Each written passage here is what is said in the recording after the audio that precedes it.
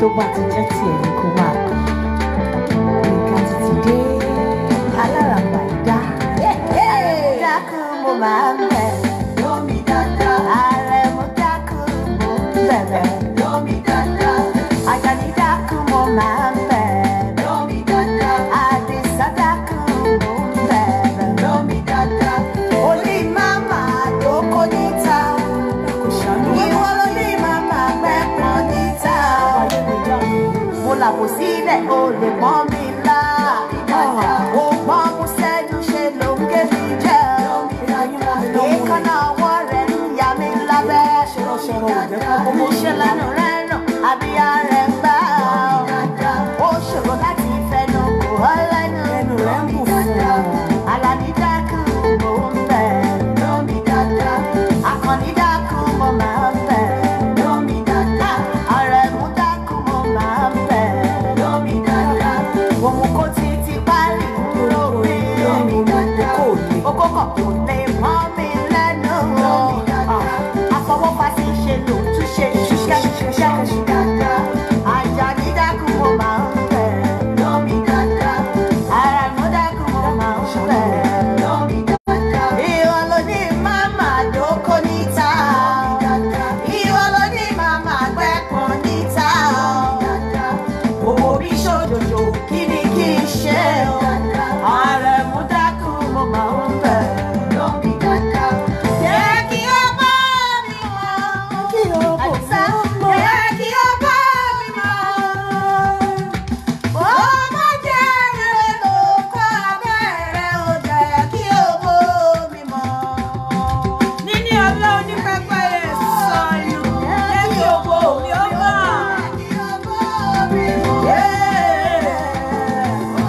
Kẹ́mi òjò bá rọ̀. Happy Valentine. Jẹ́ kí dá mi mọ̀. Jẹ́ kí ìdọ̀ mi ó mọ̀. Ó bá jẹ́ mi ló làwọn ẹnu rẹ̀ ò jẹ́ kí dá mi mọ̀. Jẹ́ kí ìdọ̀ mi mọ̀. Àṣàbí mi. Ẹ sọ̀rọ̀ sókè.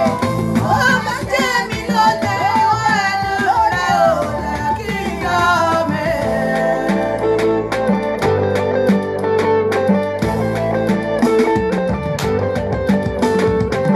Àdùkẹ́ mi mò ń bẹ̀bẹ̀. Má gbọ́kọ̀ sá mọ́.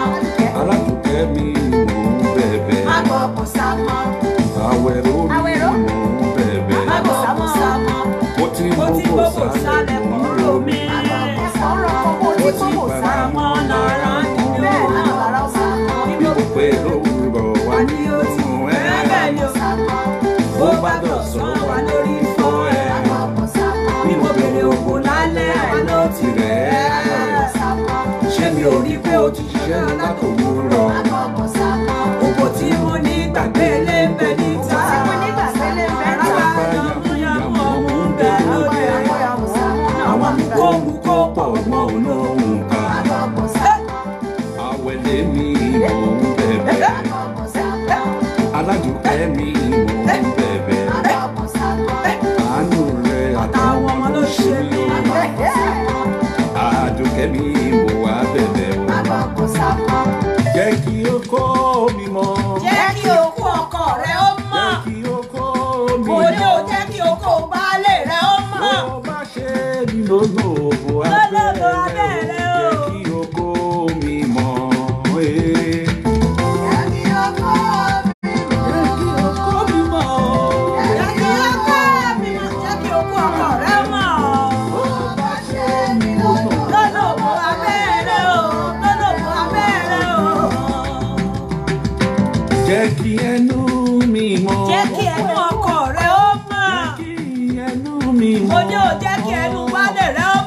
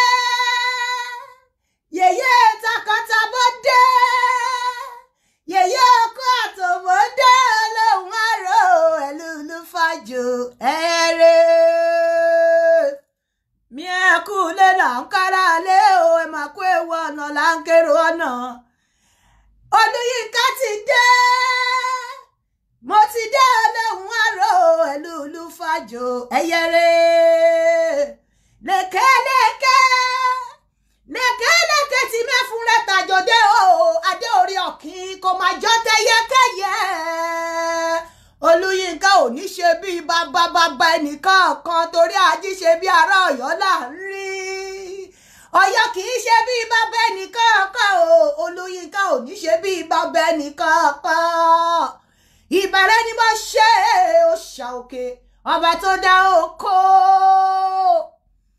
ìbàrẹ̀ ni mo ṣe ọba òkè ọba tó dá òbò ọba tó dá ẹpọ̀n ọba tó dá idọ̀ ìbàrẹ̀ ni mo ṣe ìbàrẹ̀ ni mo ṣe ìbàrẹ̀ ni mo ṣe òòṣà òkè ìbàrẹ̀ ni mo ṣe ìbàrẹ̀ ni mo ṣe òòṣà òkè ìbà ọkọ tó dorí kodò tí ó ṣomi o ìbà òbò tó dorí kodò tí ó ṣẹ̀jẹ̀ ìbàrẹ̀ ni mo ṣe òòṣà òkè ìbàrẹ̀ ni mo ṣe òòṣà òkè ẹjọ́ ojú mi ṣe. ẹ má tí ì pè ẹ sì ní sùúrù ẹ kálẹ̀ ẹ káàbọ̀ sí abala ètò olólùfẹ́ tí àwọn òyìnbó pè ní Valentine ẹ kálẹ̀ ṣe dáadáa ni mo bá yín ẹ káàbọ̀ sí abala ètò yìí mo lérò pé gbogbo yín lẹ ti enjoy orin tó ń lọ yẹn Alẹ Ringtone la wà yìí àmọ́ kí n tó lọ sí ọ̀rọ̀ ringtone yẹn gangan ó ní àwọn voice note kan tí mo máa play fún yín orin tí mo kọ yẹn message ni àwọn tí wọ́n bá gbọ́ wọ́n ní bí òwe là ń lu ìlú àgídìgbò ọlọ́pọ́n ní ju ọ̀mọ̀ràn ní mọ́ mo sọ fún yín pé ńgbà tí mo wà ní school mo ṣe nǹkan tó ń pè ní creative writing ẹni tó dẹ̀ kọ́ mi àwọn tó bá lọ sí UNAD bóyá ńgbà yẹn òṣùà Ondo State University ńgbà yẹn tó ti di UNAD tó ti di EXU nsìn Ekiti State University nsìn wọ́n mẹ́ni tí mo ń pè ní Dr. Nwabue wọn kì í gba AB nínú iṣẹ́ ìwọ tó bá gba sí nínú iṣẹ́ brilliant student ló jẹ́ mo ṣe nǹkan tó ń pè ní creative writing so writing mi orin mi á yàtọ̀ mo máa ń ronú jinlẹ̀ mi sábà jáde I'm telling you bí mo ṣe wà nínú ilé mi jókòó sí living room àwọn tó bá bọ̀ mí dáadáa orí internet mo ti máa ń ka news mo ti máa ń ka sí mi ń wo TV mi ò miss ilé mi ò kí miss ìta mi ò ń feel lonely ẹ má mú mi kúrò lórí bed mi kẹ́dẹ̀ fún mi ní ìwé àti bírò sẹ́gbẹ̀ẹ́ torí ẹni tó bá ń sọ̀rọ̀ jù tó dẹ̀ ń kọ́re jù kò ní lè ní àròjinlẹ̀ ẹni tó bá ní àròjinlẹ̀ tó bá mọ orin yẹn á mọ̀ wípé mò ń sọ ẹ̀dùn ọkọ̀ àwọn obìnrin míì tí wọn ò jẹ́ kí ọkọ wọn kó fọwọ́ kàn wọ́n fún dídó pé mo ní kó dó mi báwo ló ṣe fẹ́ dó mi dáadáa ẹnu ẹ̀rùn ò neat mo mú ọkọ ẹ̀ ò lè lọ ṣe nǹkan sára ẹ kó lè dó mi dáadáa mo ní kó dó mi mo làbò mo ní kó lámi olóòlè lámi ẹni tó bá understand tó bá ronú tó bá wà critical nínú nǹkan ẹ̀ á mọ̀ wípé mẹ́sẹ̀jì ńlá gidi ó ní orin yẹn mo dẹ̀ sọ pé ìwọ obìnrin náà ìwọ ló máa àìmọye òbò ló wà ń ta tó fà ń fi ọkọ ẹ̀ ṣakọ nínú ilé àìmọye òbò ló wà ń ta arágbá yamuyamu ọmú wà ń ta àwọn mukó tọkọ bá ní kó moko tó lóò moko àwọn mukó pọ̀ wọn ló ń kà ẹni tó bá understand tó bá lè ronú jinlẹ̀ tó bá jẹ́ ọ̀mọ̀wé àti ọ̀jọ̀gbọ́n ó yẹ kí n gba award lórí orin yẹn I'm telling you ó yẹ kí orin yẹn gba award àwọn tí wọ́n bá lè ronú jinlẹ̀ tí kò ń ṣe àwọn tó fẹ́ fi ọ̀tẹ̀ àti ẹ̀gàn sí ó yẹ kó mọ̀ pé mẹ́sẹ̀jì ńlá gidi òun ni orin yẹn jẹ́ ọ̀pọ̀lọpọ̀ lè gbọ́ kó fi jó kó fi bọ̀ tó bá èyí tó bá jẹ́ tiẹ̀ àwọn ìwà tó bá ń wù tí o tó mọ̀ pé o ní tí ìyàwó ẹ̀ ò fi lè bá ẹ sọ pé kó o dóhun lọ yọ àwọn ọ̀wà yẹn ìwọ tó bá wà ìdí àtúntò pé kó máa fi òbò jẹ ọkọ níyà lọ yọ àwọn ọ̀wà yẹn mo tún rán yín létí wípé àwọn mukó pọ̀ wọn ló ń kà ń ta àrágbá yamuyamu ọmú wà ń ta àánú àwọn ọmọ yín gbà mí ló máa ń ṣe ọkùnrin tọkùnrin fi máa ń padà wálé mẹ́sẹ̀jì ńlá ni orin yẹn ìwọ ọkùnrin ìyẹn fún ìwọ obìnrin ìwọ ọkùnrin náà wọn ní pé oníkọ́kọ́ kí ìyàwó dó ẹ kó gbòbò sílẹ̀ ẹnu ẹ̀ ń rùn abíyẹ̀ ń gbá oorun okú ẹ kò lè dáadáa wọn mú kó gbogbo parí ntọ́ wọn tún dàjàjẹ́ kókó lé wọn fọwọ́ fa sí ṣe ló tún ṣe bí ẹni pé bí ẹni tó ń ti jàǹwé ẹ lọ gbọ́ orin yẹn ẹ má gbọ́ orin yẹn kọ̀kọ̀ fi jó ẹ mú mẹ́sẹ̀jì inú ẹ lò gbogbo akọ́lá máa ronú ta máa kọrin straight èmi ò straight mo máa ń ronú jinlẹ̀ kí n tó compose ẹyọ ọkọ kí kọ orin fún mi èmi ni mo máa ń compose orin mi mo lè wá ní àwọn èèyàn tó máa ní eléyìí ó ti dàbí ọ̀rọ̀ jù yọ eléyìí kúrò bó èmi ni mo máa jókòó ni máa kọrin mi gbogbo orin tẹ́ dẹ̀ ń rí èmi ni mo ń ṣe backup mi èmi ni mo ń ṣe harmony mi èmi mo ń ṣe adlib mi èmi ni mo ń ṣe gbogbo nǹkan mi mo dẹ̀ dúpẹ́ pé Ọlọ́run gbà fún mi bó ẹ̀yin èèyàn ẹ má kàn gbọ́ orin yẹn message tó wà nínú orin yẹn ẹ bá mi mú lò dáadáa tẹ́ bá dẹ̀ mú lò ẹ̀yin ìyàwó lé ó ṣe ni láàánú mo máa play àwọn voice note kan síta ká tó gba kíní wọlé ká tó gba àwọn ringtones wọlé ringtone tó mọ̀ pé ó máa lè lò lọ́la ó ní kó máa lò lọ́la wọ́n láti dú ẹ lọ́la ìwọ ìyàwó lé tó bá ti pẹ́ tó o ti ń gbóbò síta ó ń láti dóko lọ́la ìwọ obìnrin ó ń láti dóko lọ́la ìwọ ọkùnrin ẹ ń láti fi òbò àti okó parí ìjà yín lọ́la ó ń láti dó ìyàwó ẹ lọ́la ìyàwó tó bá sì mọ̀ níyàwó ẹ tó sì wà nínú ilé ẹ ń láti dóra yín lọ́la ọkọ tó bá sì mọ̀ ní ọkọ mi ìfẹ́ mọ̀ nǹkan tí ọkọ yẹn ṣe ẹ ń láti fi òbò parí wàhálà yín lọ́la ẹ ń láti fi okó parí aáwọ̀ tó wà lára yín lọ́la bó bá jẹ́ pé o ṣe bímọ lọ fọ́ bẹ̀ lọ fọ́ dáadáa kó jẹ́ kátẹ́gùn fẹ́ sí okó láti wọ inú òbò ẹ lọ́la ìwọ ìyàwó lé okó ẹ láti wọ inú òbò lọ́la yìí tó ń bọ̀ yìí àmọ́ nǹkan tó jọ mí lójú ni wípé ọ̀pọ̀lọpọ̀ ìyàwó ilé tí ẹ máa ń gbọ́ ẹ̀yin ìyàwó ilé tó yẹ kẹ́ ẹ máa gbọ́ show mi kẹ́ ẹ máa fi mú lò ẹ̀yin máa ń bú mi ni ẹ máa ní mò ń wọkọ fún mò ń wáyàwó fáwọn ọkọ yín ẹ máa ní mò ń kọ́ àwọn èèyàn níkọkúkọ mẹ́wàá Mazuba sọ pé 18 ló láti lè wá sórí Facebook tí ò bá ṣe pé àwọn ìyá tó rí wọn ti dàrú torí èèyàn ò bá dàrú nígbà tí ẹlẹ́ máa lọ fẹjọ́ èèyàn kan sùn pé bẹ́ẹ̀ akíní kan ẹ rò pé yá bí òyìnbó bí èèyàn dúdú lóyìnbó rí ni òyìnbó ti set standard òyìnbó dẹ̀ ti assume pé gbogbo àwọn tó wà lórí Facebook 18 and above ni wọ́n tí wọ́n bá lọ fún òyìnbó ní reason pé torí ọmọdé wọ́n á sọ fún ẹ pé dàbí nǹkan tí wọ́n ti ẹ̀ ní dá ẹ lóhùn wọn ò ní dá ẹ lóhùn so gbogbo ẹ̀yin obìnrin tẹ́ jẹ́ ìyàwó ilé tó yẹ kẹ́ ẹ mú ọ̀rọ̀ mi máa mú lò kẹ́ máa wò pé ó ń pokó ń pòbò bọ́nà ṣe ní ká pé ẹ̀yin gọ́gọ́ lẹ̀ ń bú mi jù ẹ̀yin lẹ̀ ń ṣátà mi jù ẹ̀yin lẹ̀ ń condemn mi jù àwọn àlè tí àwọn ọkọ yín fẹ́ tó ń jẹ́ kí ọkọ yín sá kúrò lé àwọn yẹn máa jókòó wọn ò ní bú mi wọ́n á mú gbogbo nǹkan tí mo sọ wọ́n ya stomach ẹ̀ wọ́n á digest ẹ̀ wọ́n á lọ fi ṣe àtúnṣe nínú ayé ara wọn fi orí okó dóòbò ta sọ mo máa play àwọn voice note kan fún yín mo mọ̀ pé ta bá kó àwọn obìnrin ilẹ̀ tó jẹ́ ìyàwó ilé kò sí tó ti try ẹ̀ àwọn ọkọ yín dẹ̀ ti try ẹ̀ pẹ̀lú àwọn àlè ń ta àwọn àlè ti try ẹ̀ pẹ̀lú ọkọ yín ta ẹ̀yin máa jókòó síbi ẹ̀ máa condemn Yínká ẹ̀ máa bú Yínká ni ayé yín á dẹ̀ máa bẹ̀rẹ̀ sí ni máa farabalẹ̀ àti sùúrù máa bàjẹ́ gbogbo àwọn ọkọ yín á máa sálé àwọn ọkọ yín á di ọkọ lọ́kọ ẹ̀ wá máa fi ẹkún wẹ pílò ńgbà tó jẹ́ pé n tó yẹ kẹ́ ẹ mú kẹ́ ẹ lò ẹ ní mu o àbòsí èébú òun lẹ máa bú káàkiri àwọn àlè ti try fi okoro fi orí okó dóbò wọ́n ti try ẹ̀ mọ́ yín lára àwọn ọkọ yín máa dọkọ lọ́kọ ni tẹ́ bá as long as tẹ́ bá wà lórí kíní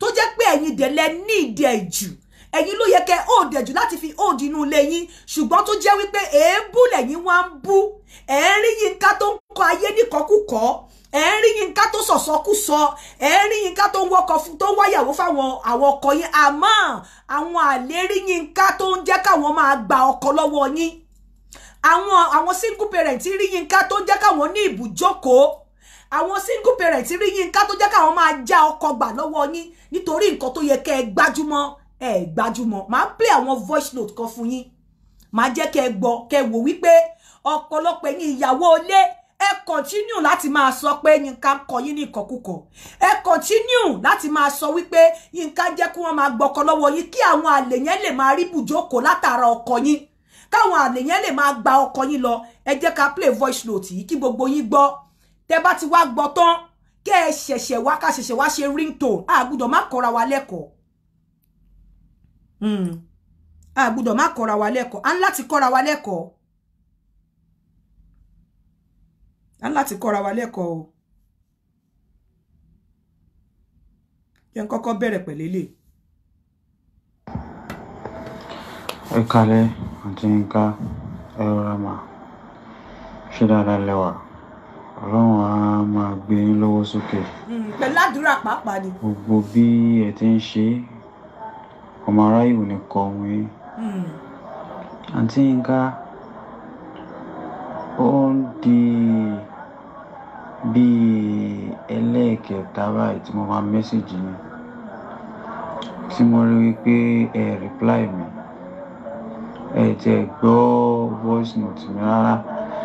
Ọmọdé mọ̀ pé àwọn nǹkan tẹ́yìn attend sí ló pọ̀. Ẹ máa èyí obìnrin ẹ gbọ́rọ̀ yìí dáadáa o. Òun yín ń pa. Àǹtí Yínká,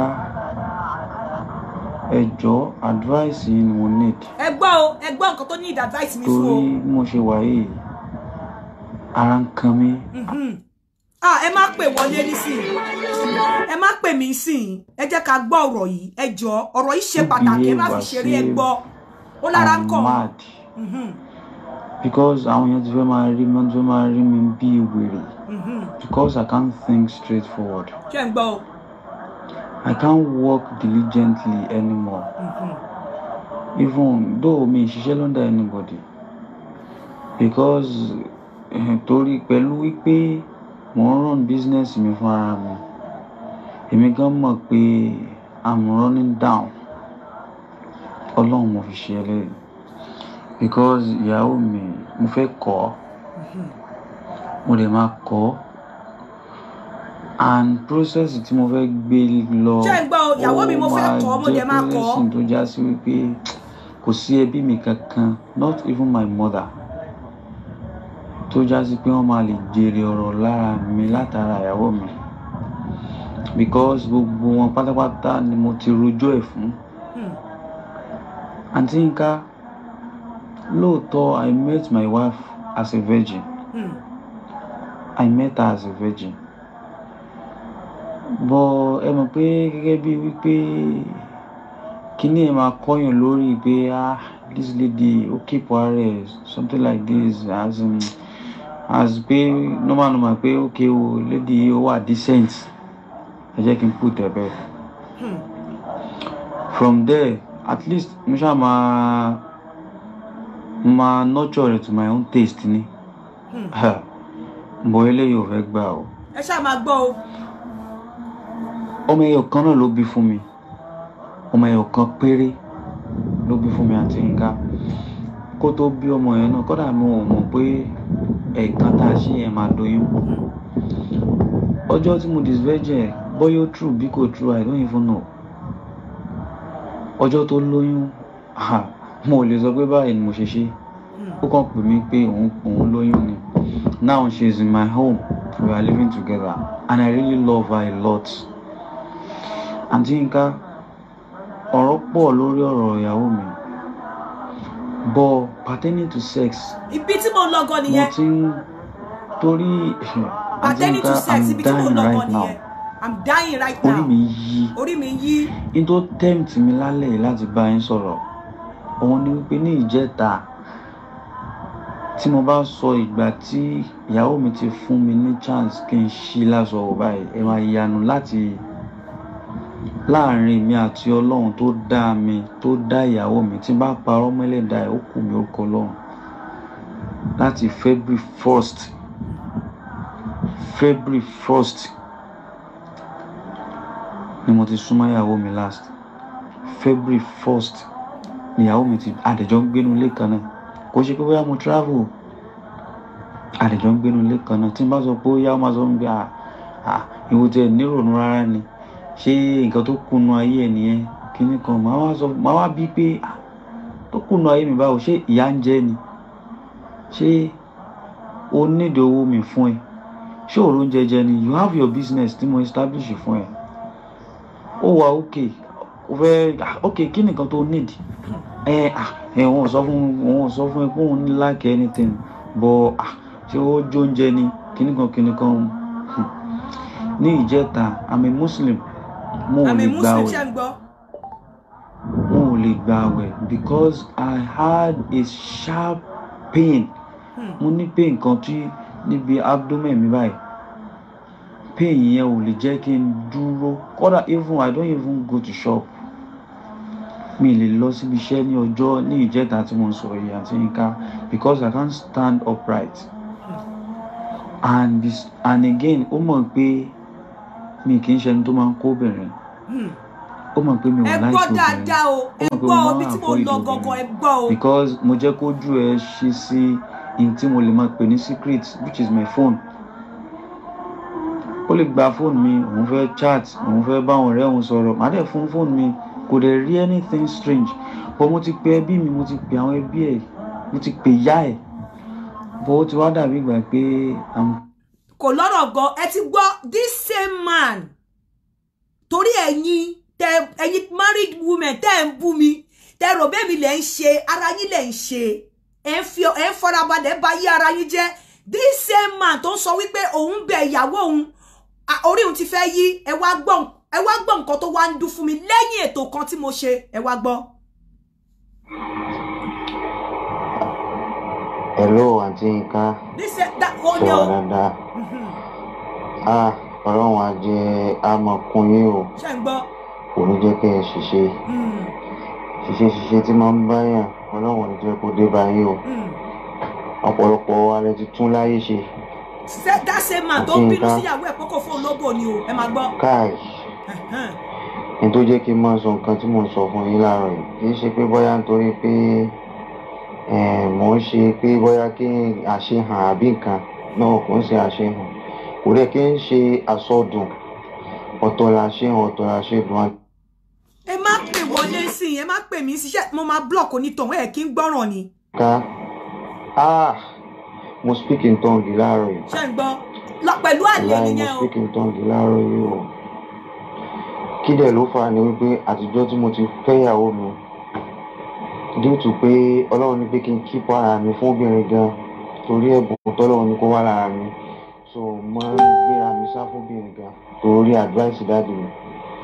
Pàtí mo wá pàdé ìyàwó mi tí mo pàdé rẹ̀ as virgin gbogbo ìgbà tẹ́mi wá school kódà mo ti try àwọn girlfriend mi ká ti plan to sọ̀m fún mi so àǹtí Yínká àtìgbà tí mo ti wá fẹ́ ìyàwó mi mo ti rò pé bóyá máa lè ṣe to my own taste but ìyàwó mi ò gbà pàtó lọ́hún máa ṣe tó máa ṣàánú mi bá pàdé girlfriend mi yìí ó wà lọ́dọ̀ mi báyìí mo ṣe ń bá yín sọ̀rọ̀. ó wà lọ́dọ̀ mi báyìí bí mo ṣe ń bá yín sọ̀rọ̀ yìí. ó dó mi débi pé mi ò mọ̀ pé enjoyment wà níbi dídó orí oko yẹn. ṣe rí pé after ta ṣe ètò orí oko dídó ló pàdé ọkùnrin. làákàyè mi ṣẹ̀ṣẹ̀ pé mi tí n bá ní kí ìyàwó mi jẹ́ kí n lá òbò ẹ̀ kò ní gbà agídí mo fi lá rílẹ̀ kan ẹ̀ka tí mo dẹ̀ lá òbò ẹ̀ yẹn ó bá mi jà nínú ilé tó ṣe pé ọjọ́ mẹ́ta ni ò fi sọ̀rọ̀ sí mi àti Yínká mo lá òbò mo feel calm lẹ́nu mi wàláì mo feel calm lẹ́nu mi ara mi dẹ̀ balẹ̀ inú mi dẹ̀ dùn jẹ́ kí n mọ yẹn ó dà mọ okó mi kò ní gbà àti Yínká ẹ wo mo ṣe wà yìí mi nǹkan gbọ́dọ̀ sọ tí ń bẹ ẹnu mi ni kò jọ pé ń ṣàdúrà fún ìyàwó mi kò jọ pé mo ń ṣe pé fọ́n tayọ àmọ́ bó ṣe wà yẹn mi ò ní kọ́ àmì ò ní kọ́ toróbò tí mo dó yòòbò tó lè mú yẹn gbàgbé lé àǹtí Yínká ẹ bá sọ fún gbogbo àwọn obìnrin tó wà ń ta yẹn tó jẹ́ àwọn ìyàwó ilé tí wọ́n ń gbé òbò sá fọ́kọ wọn àárín oṣù mẹ́ta èmi àti ìyàwó mi lè má dòra àwọn àti máa jọ wà nílé tí n bá sọ fún pé yá báyìí ó máa complain máa tẹ̀ ní ó dà tiẹ̀ sùn báyìí sùn jẹ́ kí n ṣe kò ní gbà o tí ò bá ti wá látọkàn ẹ̀ ìyá wa ń jẹ mí àǹtí Yínká òbò tí mo dó láàárọ̀ yìí ẹ wo ẹ ní ṣìṣe agbára Ọlọ́run mo ní kí n sọ fún yín náà ni o èmi náà ti padà rí gbàlà o ti rí gbàlà o ara mi ti balẹ̀ o ẹ ṣe mà. now ìyàwó ilé tó bá ń wò mí ìmí inú amaníṣẹ́ okó la máa dó ṣe rí pé wọ́n ti gba ọkùnrin yìí lọ lẹ́yìn ìgbà tó gbọ́ ṣó wọ́n fi orí okó ó lóun ò rí bí tó ti fi orí okó dóòbò rí ó lóun wá ṣe mẹ́wàá ó ń bẹ ìyàwó ilé ò gbà á máa bú mi ni o àwọn ìyàwó yẹn máa ń bú mi ni oníranù ní oníṣekúṣe ni ẹ̀rí nǹkan tó ń ká wọn kọ wa àwọn àlè á dẹ̀ wá wọ́n á dẹ̀ wá mú ìranù tí mò ń kọ wọn yẹn wọ́n á dẹ̀ mú dání irú sísítẹ́ẹ̀mù dídó orí okó fífi orí okó dóòbò wọ́n ti lọ ṣe eléyìí ti lọ fi orí okó dóòbò nísìn ó ti ní ìyàwó òun ò ní kọ́ òun á fílẹ̀ á pàtì ó dà lò pàtì ó ti sọ́dà golo mílíkì tó lò tọ́ tó pàtì bẹ́ẹ̀ òbò tó ń rí ó lè mú un gbàgbé lé òun ò ní kọ́ ìyàwó òun ṣùgbọ́n òun ò rẹ́dì láti fi òbò yẹn lẹ̀ ìyàwó yẹn ta ló ṣe ṣé Yínká ló ṣe àbára ẹ̀ ló ṣe number one nìyẹn jẹ́ tún pray me àwọn àlè yìí wọ́n á lọ extra mile kò sí nǹkan tí wọ́n ò ní ṣe láti win ọkọ yín over èyí tó yẹ kẹ́ mú kẹ́ gbàgbé ọmọ ẹlẹ́nu yamayama tó jẹ́ Yínká yìí ọmọ tó ugly tí ò fà yìí ọmọ tó fi gbogbo ara ṣe ọmọ tí ò tiẹ̀ rí nǹkan kan tó jẹ́ pé oní bọ́nẹ̀tì sọnù ni bọ́nẹ̀tì sọnù ló máa ń wé láàárọ̀ tó máa fi lala sẹ́nu kẹ́ wá gbàgbé ń pa yẹn kẹ́ gbọ́ nǹkan tó ń jáde lẹ́nu ọmọ tó ní lala lẹ́nu tó dẹ̀ ń lo bọ́nẹ̀tì sọnù kẹ́ ẹ mú lò kí ilé yín má bàa di ilé onílé ẹ rò pé ń ṣe mí àlè ti gba ilé yìí lọ ó tún wá dúpẹ́ lọ́wọ́ mi ni ó lóun padà rí ìgbàlà ó ní àǹtí Yínká mo ti padà rí ìgbàlà mo fẹ́ play mi fún yín ká tó wá bẹ̀rẹ̀ lórí ká tó wá lọ sórí kinní. àǹtí Yínká TNT ẹ kú iṣẹ́ o mo ń gbádùn iṣẹ́ yín gan ni o sísítà mi mo ṣáìtì yín o Mr. Mion àlàáfíà Nàìjíríà làwà àǹtí Yínká mo ìmọ̀rú eré tí ń ṣe ní ìjẹta mo mú kíní kan máa ń pè ní ó lè kókó girlfriend mi yẹn lájọ ṣeré àlọ́ lọ́ọ̀jì tó tẹ ẹ̀kan ni so àwọn àrò ó lè kókó yẹn sínú bottle water tó tutù àjọ wa mú ọkọ rọ̀ ọ́ gbà tó wá ní kí n ṣe doggy style báyìí tí wọ́n ṣe doggy style wá ní mo ti open gbogbo kíní òun kò yé mi but ìgbà tí iṣẹ́ yẹn pọ̀ àti Yínká òbí yẹn dẹ̀bẹ̀ sí ń pò sí ó dẹ̀ ń so bí ẹni bó ń so pra torí òun náà ń gbá mi gan látẹ̀yìn wọ́n á wò pé kí ló lè fa tóbò tó máa ṣe pàápàá bẹ́ẹ̀ bó fẹ́ yàgbẹ́ látẹ̀yìn kò dẹ̀ yàgbẹ́ ó kàn dún bẹ́ẹ̀ tó ń so ní gbàgbà so kíní yẹn ò yé mi òun máa ní kí n bèrè ẹjọ́ ẹ láyé àǹtí Yínká kò ní sùn yín kò ní rẹ̀yìn mò ń gbádùn yín ẹ fi gbogbo àwọn lọ tẹ́lẹ̀ o ẹjọ́ máa ṣọ̀tẹ̀ wọn àwọn náà ní problem ẹ múnú àwa dùn mò ń gbádùn programu yẹn múnú wa dùn gbogbo àtijọ́ ọkọ láyé àtẹ̀ ń parí gbogbo àwọn enjoy Tinubu tẹ tó wá ń support. anyway n tí mo fẹ́ sọ lẹ́nìí ni wípé wọ́n ní kí ṣẹ́rí tí iṣó bá ń jáde nígbà tí wọ́n bá ń dó obìnrin tó ṣe dọ́gì fún látẹ̀yìn àyà ń pa àwọn àlejò wọn fi ìbẹ̀rù jáde níbi kọ́lọ́fín wọn ni kò sí nǹkan kan tó bàdí ń bẹ̀ ìfà fún àwọn ọkùnrin míì á irritate àwọn ọkùnrin míì máa láìkẹ̀ àwọn atẹ́gùn tó ti trap sínú òbò òun ni só yẹn òun ló ń jáde kò ṣe pé bóyá obìnrin ń so ó normal kò sí nǹkan kan tó ń ṣẹlẹ̀ yàtọ̀ sí ẹni tó bá yẹ pé bóyá ó ní tears or anything kò sí nǹkan kan bẹ́ẹ̀ ìsó yẹn mí pé okó yẹn dunlẹ̀ ní okó yẹn débẹ̀ àwọn ńgbà tí okó bá wọlé tó jẹ́ okó tó ní kìmí tó jẹ́ okó tó gba tí okó tí Ọlọ́run yọ́nú sí àwọn okó tó yin Ọlọ́run lógo àwọn okó tó ń jí òkú dìde àwọn okó tó ń jí gbogbo nǹkan tó ti kú nínú òbò dìde tó bá wọnú òbò ara òbò yẹn á jí agbára wọnú òbò yẹn agbágbára ẹ̀mí mímọ́ á wá máa fi èdè fọ̀ bí wọ́n ṣe ń fi èdè fọ̀ ní ìjọ náà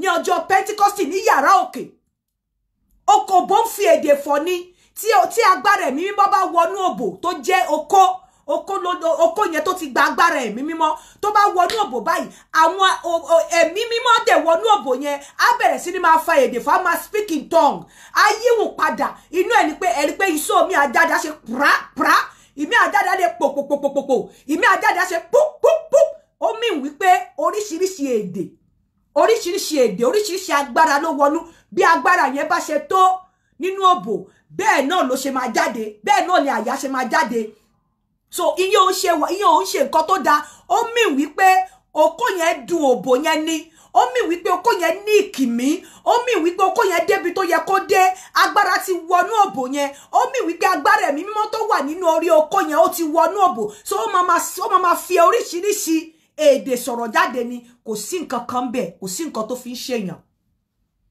ayọ̀ ni ẹ bá ń gbọ́ ayọ̀ ni say amen ayọ̀ ni kò sí òbò tí wọ́n bá wọnú ẹ̀ òbò tí wọ́n bá wọnú àwọn òbò tó dẹ̀ máa ń sábà rí bẹ́ẹ̀ àwọn òbò tó jẹ́ wípé wọ́n máa ń ní ọ̀rá wọ́n máa ń kìmí nínú àwọn òbò tó máa ń wà friendly ló máa ń sábà ṣe bẹ́ẹ̀ ẹ lè róbò gbígbẹ tí ó ti di aṣálẹ̀ tí àlùbáríkà ẹ ti lọ ẹ lè rí kó dúdú bẹ́ẹ̀ torí àwọn òbò gbígbẹ wọn kò ske máa bu lubricant sí á máa padà dry ni àwọn òbò tó bá ń dry ò lè rí bẹ́ẹ̀ àwọn òbò tó bá jẹ́ pé ó sì ayọ̀ wà lórí ẹ̀ ó sì ní ó ní ìrọ̀rùn ó di dandan tẹ́ bá ń ṣe doggy tẹ́ bá ń do látẹ̀yìn ó di dandan kó máa ṣe pru ó tún depend lórí position tẹ́ bá ti mọ̀ wípé bó ṣe ń dùn yẹn bí ó irritate yín àbí ẹ̀ like ẹ má jẹ́ kí obìnrin dúró kó kọ̀yìn sẹ́yìn ẹ jẹ́ kó ṣe bẹ́ẹ̀ ni pé ó kúnlẹ̀ sórí bed àbó kúnlẹ̀ sórí pillow so àwọn kó jẹ́ pé ó kúnlẹ̀ sórí ó wá mú àyà ẹ̀ ó fi àyà ẹ̀ sílẹ̀ á fi ìtàn á fi gbé àyà yẹn sókè báyìí so ìdí yẹn nìkan á shoot sókè àwọn òun fúnra rẹ̀ ó ti trap òun fúnra rẹ̀ ti trap yẹn ó ti obìnrin yẹn tó bá ṣe bẹ́ẹ̀ yẹn atẹ́gùn tó yẹ kó jáde tó lè máa dúbú iṣó á ti fi tán méjèèjì á ti fi guide ẹ̀ á ti fi dípa mọ́ abẹ́ ìyẹn tẹ́ ẹ bá fẹ́ gbọ́ kí ìdí yẹn kí ìṣó jáde nídìí but tẹ́ ẹ bá fẹ́ gbọ́ ẹ jẹ́ kóbìnrin free kó yọ̀dí sẹ́yìn but tẹ́ ẹ bá fẹ́ gbọ́ ẹ jẹ́ kó kúnlẹ̀ sórí bẹ́ẹ̀ kó pa tán pọ̀ bóyá kó gbé àyà kó gbé sórí pillow kó wá yọ ìdí yẹn ṣuṣuṣu sẹ́yìn báyìí tó bá yọ ìdí yẹn ṣuṣuṣu sẹ́yìn báyìí ẹ ní gbọ́ ohun ìṣó yẹn rárá torí pé ó ti fi tán méjèèjì ó ti fi trap atẹ́gùn tó yẹ kó jáde nínú oko so ó ti fi tán méjèèjì ó ti fi trap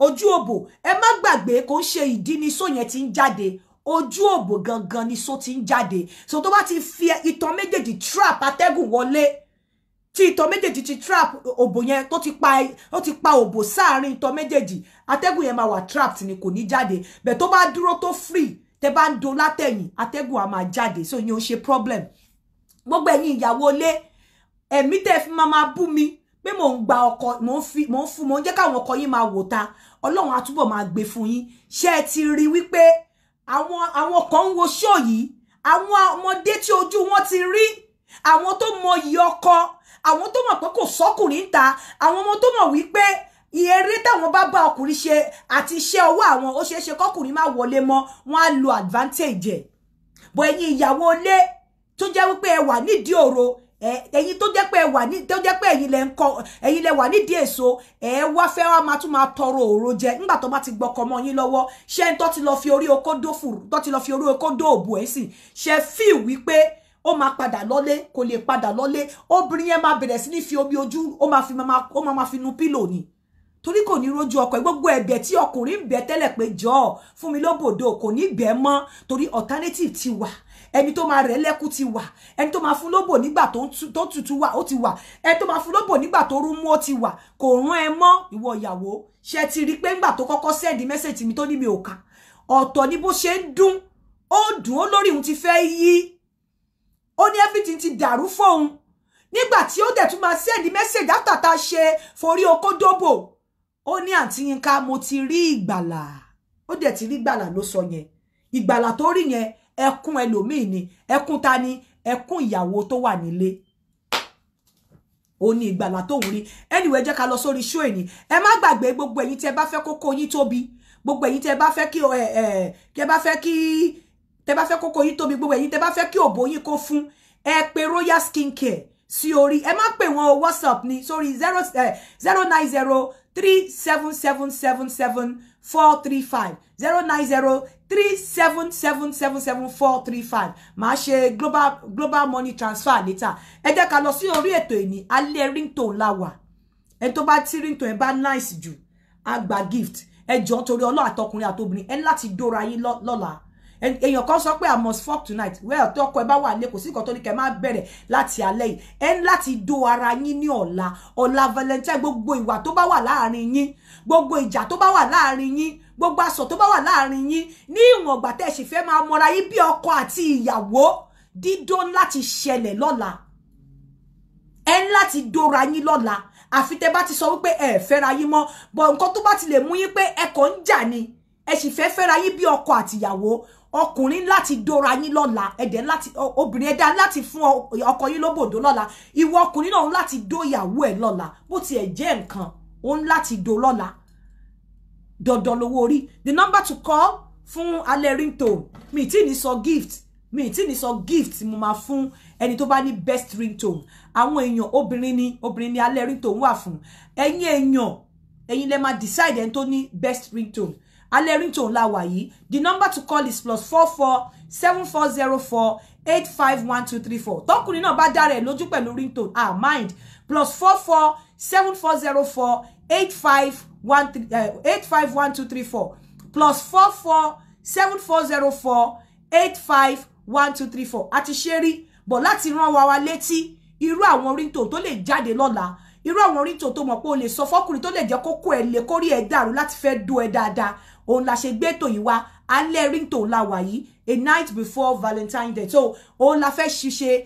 alẹ́ ringtone and the number to call is +44 7404 851-234 àwọn èèyàn tó dẹ̀ ọ̀pọ̀lọpọ̀ yìí tẹ́ máa ń bú mi ẹ máa ń sá pamọ́ ẹ máa ń wò mí mo ní àwọn kan tó máa ń sọ pé àwọn ò lè ṣe káwọn máa wò mí táwọn ò bá wò mí ó dàbẹ̀ ní pé ilé ayé ti pọ̀ ni and ní time tẹ́ bá mọ stress tó ń ṣẹlẹ̀ ní Naija gan this is the time láti wind up this is the time láti wò pé kẹ́tì ẹ̀ rẹ́rìn kí stress yẹn wálẹ̀ kò ń ṣe pé every time náà ní serious ẹ wá bíbà yẹn ẹ kọ́gbọ́n ẹ dẹ̀ tún rẹ́rìn wá ìtẹ́ bá ń kọ́gbọ́n kò ń ṣe pé gbogbo nǹkan every time náà ní kó máa serious èmi bí mo ṣe wà mo jáde lọ mo ṣe dìrọ̀lẹ́ mo lọ fún kíní test kíní appointment mi nígbà tó di around 4 mo lọ sí spa mo lọ ṣe body massage ó ní mo tún bọ̀ yìí mo tún ṣe wá ní pé kí n wá ṣe òun ló jẹ́ kí n pẹ́ díẹ̀ so the number to call is +44 7404 851-234 alẹ́ ringtone ó láwà yìí ẹ jẹ́ kí n play orin yìí tí ṣé call máa lè wọlé tí bá ń play orin ṣá.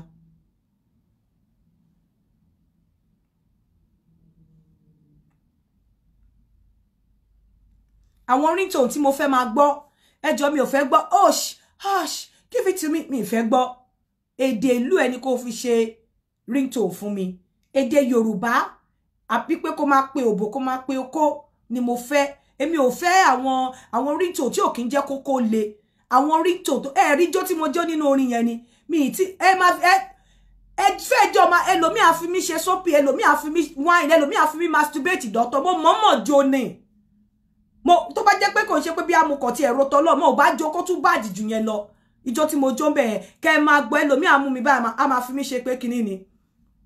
The number to call is +44 7404 851-234 that is the number to call. I'm expecting calls from atọkùnrin. Hello. Africa. Ìyá mi as a first caller ẹ o ti ẹ̀ tún ní gift lọ́wọ́ mi ó yá à ń gbọ́ ringtone wo lẹ fẹ́ fún wa. Africa ringtone tí mo fẹ́ ṣe wípé adákùn ló sọ̀rọ̀ láti Ìkòròdú Lagos. Ok kí ni ringtone alẹ́ ringtone fún wa ní ringtone.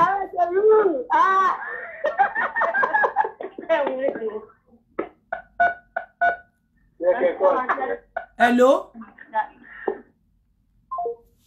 Ẹ jọ̀ọ́ ẹ má pè mí ṣeré o ṣe rí pé mo ti block number yẹn báyìí do ó fìpò funny ni bọ̀ kò funny sí mi mo ti block ẹ̀ kò funny sí mi o kò funny sí mi mo ti block ẹ̀ lẹ́sẹ̀kẹsẹ̀ bó ṣe ń drop báyìí mo ti block ẹ̀ kò funny sí mi ó fìpò funny ni alẹ́ ringtone la wà yìí àmì alẹ́ ringtone la wà yìí ẹni tí ò bá serious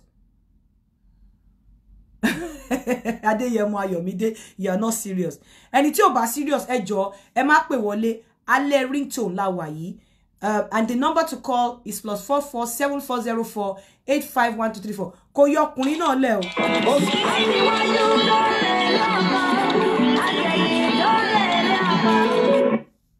Alẹ́ ringtone la wà yìí. Hello Aunty Yinka. Alẹ́ ringtone la wà yìí ẹ fún wa ní ringtone tìlú wo lẹ fẹ́ fún wa. Ẹ kú ètò. Yeah, ẹ fún wa ní ringtone. Orin lèmi máa ń kọ o. Irú orin wo ni?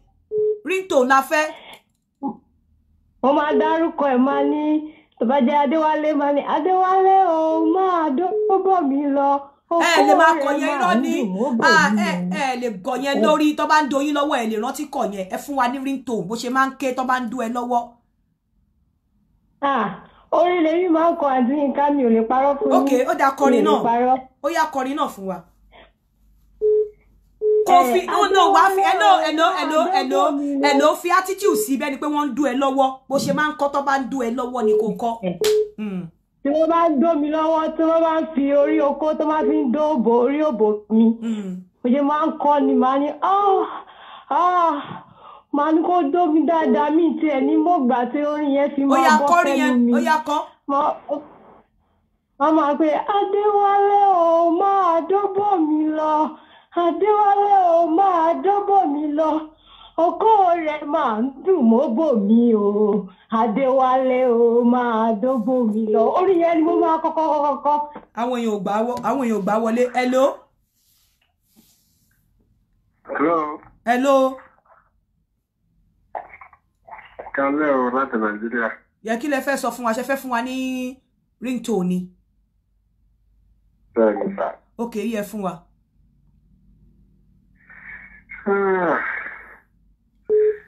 Èyí tí ń da orí mi rú òkú ẹ̀ ti débi tó yẹ kó dé mo láìkẹ́. Máa dún mi pa. Mo ti rí nǹkan báyìí pé mo ti dá àárín orí mi gbogbo ara lórí mi. Máa pa mí. Débẹ̀. Ẹ ṣé gan. Àwọn ọmọ Libya yìí ringtone wọn máa ń bad. Hello. Ó dẹ̀ ti cut ni o. Calls dem wọlé o jẹ́ kí n pè nìyí. Wọ Libya yẹn mi lè pé ó máa pè padà ní o.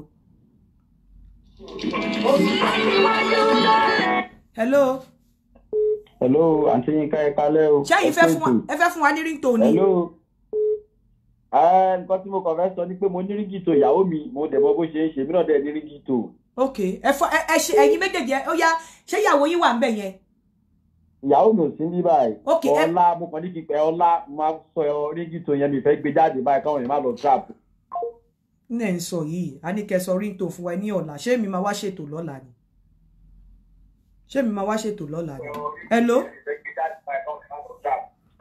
Hello, ẹ fún wa ringtone. Hello, ó yẹ fún wa ní ringtone.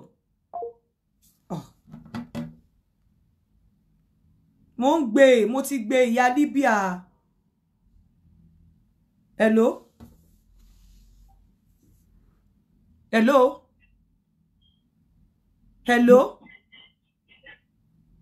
Yeah, Aunty Yinka mo náà. Okay. Àwa náà lẹ ń bá sọ̀rọ̀ ẹ fún wa ní ringtone.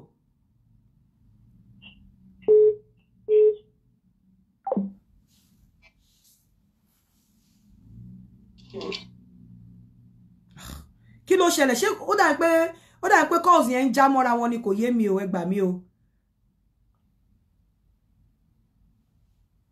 Ó dà pé calls yẹn ó ń já mọ́ra wọn ni kò tiẹ̀ jẹ́ kí n rí kankan gbé ńbẹ̀, ẹ má bínú. The number to call is +447404. Mi dẹ̀ fẹ́ pé lady ìpadà, ó dẹ̀ ti pè mí o. Let me call her. Kó máa já credit.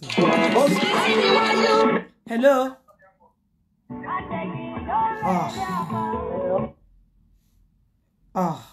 Hello.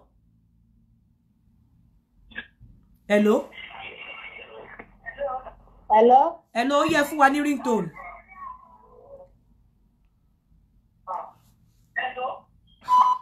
Hello, mo ń gbọ́ ẹ fún wa ní ringtone, à ń gbọ́.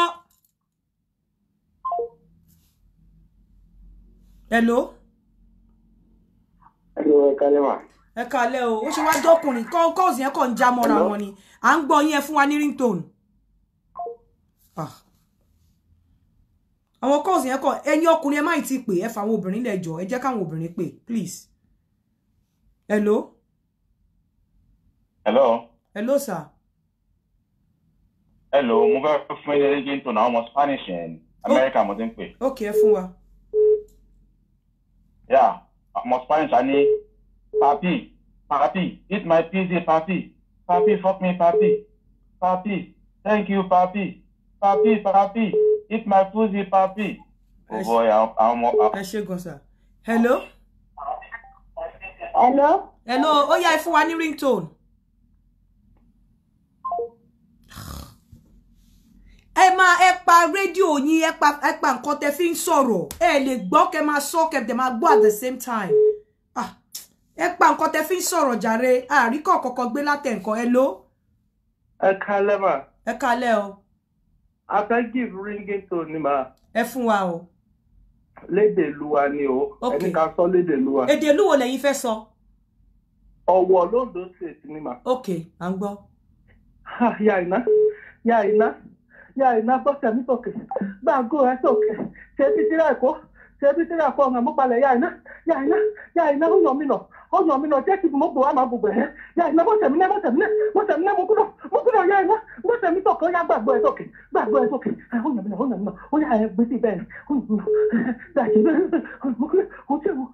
ó tẹ̀ ya iná ó tẹ̀ àti bá dẹ̀ wáyé owó amadìfẹ́ ó tẹ̀ ó tẹ̀ ó yàn mí lọ ó tẹ̀ ó ya iná ó tẹ̀ ẹ ṣe.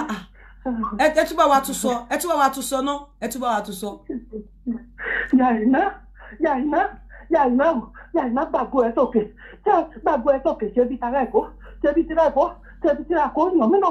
yàn mí náà yà iná mo kúrò yàn mí náà kẹ́kì mo gbọ́ wa máa dìbò bẹ̀rẹ̀ yà iná dàbí ìyàkáwọ̀ ẹ̀ rẹ̀ lè sọ̀rọ̀ ẹ̀ yà iná gbọ́sẹ̀ sókè gbàgbọ́ mi sókè yàn mí náà ẹ̀ òdúró bẹ̀ bẹ́ẹ̀ òjíṣẹ́ yóò fẹ́ yà iná yàn mí náà mo kúrò máa yẹ̀dí mo kúrò gbọ́dọ̀ bẹ̀ yàn mí náà ó tẹ́. àwọn tó wà lórí ètò kan ti rẹ́rìn dákú wọ́n ti fẹ́ dá. àti ní káwọn bọ̀ mo ì bá ṣe lọ́sẹ̀ mo ṣe kọ́kọ́. àwọn tó wà lórí ètò kan ti fẹ́ dákú. ìyá iná mẹ́sẹ̀ mi sókè ẹ jọ̀ọ́ torí Ọlọ́run. hello àǹtí Yinka. ok èdè wo lẹ́yìn fẹ́ sọ ringtone wo lẹ́yìn fẹ́ fún wa. nǹkan tó ìtọ́jọ́ mi ni pé Yorùbá kọ́ lè mi máa sọ torí ọkọ mi ò ṣe Yorùbá. ok kí lẹ máa sọ. mo máa sọ pé daddy please daddy what do you put for this tea it's too sweet oh daddy please this tea too sweet daddy na only me go dey chop press am well let her reach down daddy you are killing me daddy. daddy, yeah. Ẹ ṣé. Hello? Hello?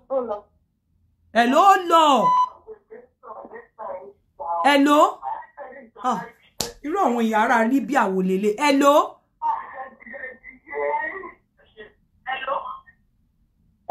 Hello pa ó dẹ̀ pa Facebook ẹ. Ó lè máa gbọ́ Facebook ó máa gbọ́ mi. Hello mo ń gbọ́ ẹ.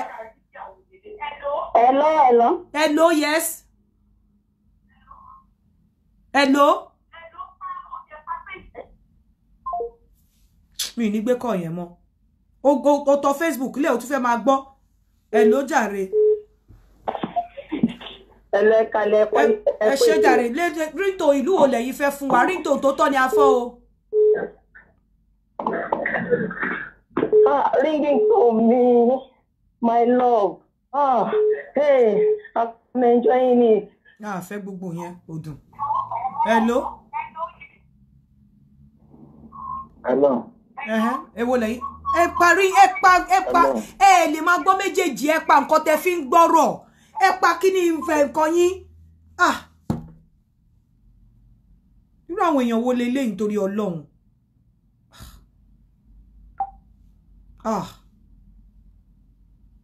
Ẹ fẹ́ máa gbọ́, ẹ fẹ́ máa wo Yínká yóò sá lọ. Ẹ fẹ́ máa wo Yínká ẹ dẹ̀ fẹ́ sọ̀rọ̀ ringtone. Kò possible ìkọlẹ̀ máa múlẹ̀ fún kan.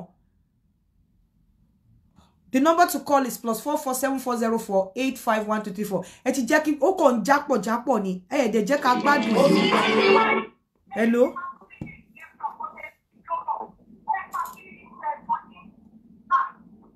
Hello?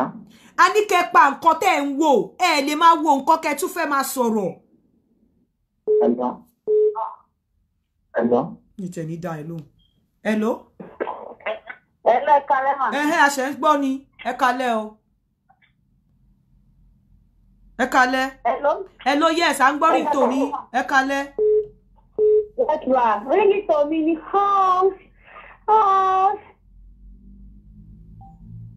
Hello? À ń gbọ́. Ẹni tí ò bá ní ringtone tó make sense, má pè wá torí Ọlọ́run. Torí Ọlọ́run mo fi bẹ̀ yín o. Hello?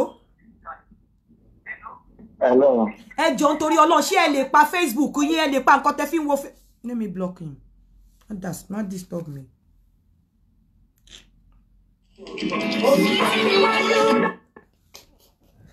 Hello? Ẹ kalẹ̀ ma o. Ẹ kalẹ̀ ẹ jẹ́ fún wa ní ringtone. Tìlú wo lẹ fẹ́ fún wa ṣé ti Ìbàdàn bí? àjọ máa yọ kíní yẹn. Ìbẹ̀rẹ̀ gangan ní kò bá mi ṣiṣẹ́. Ọkọ yẹn dùn mọ́ mi. Gbá orí ọyàn yẹn mú dáadáa. Ọlọ́run. Ẹpẹ yẹn fátẹ́gùn sí mi lóbò. Jẹ́ kí n bẹ́ẹ̀ fọwọ́ mẹ́pọ̀ ẹ̀ dúró díẹ̀ sẹ̀. Ọkọ mi orí okó ẹ̀ ni mo fẹ́. Má jẹ́ kó kan lè tán. Ibẹ̀ yẹn gógó ni mo fẹ́. Ẹ wá máa rìn bẹ́ẹ̀ ni pé ti fẹ́ dà. Ẹ wá gbé bẹ́ẹ̀ ni pé ti fẹ́ dà báyìí. Ẹ máa lọ bẹ́ẹ̀ ni pé ti fẹ́ dà.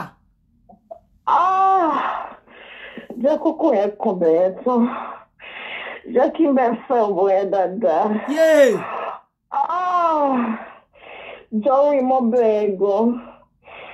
Mi okó yẹn mọ́lẹ̀ dáadáa. Lálùjọ yẹn fún mi jẹ́ kó yá. Jẹ́ kí n bẹ fa okó yẹn nísàlẹ̀ díẹ̀. Ẹ ṣe bẹ́ẹ̀ ni pé ti fẹ́ dà. Ẹ ti fẹ́ dà, ẹ ti fẹ́ dà o. Ó yẹ ti fẹ́ dà.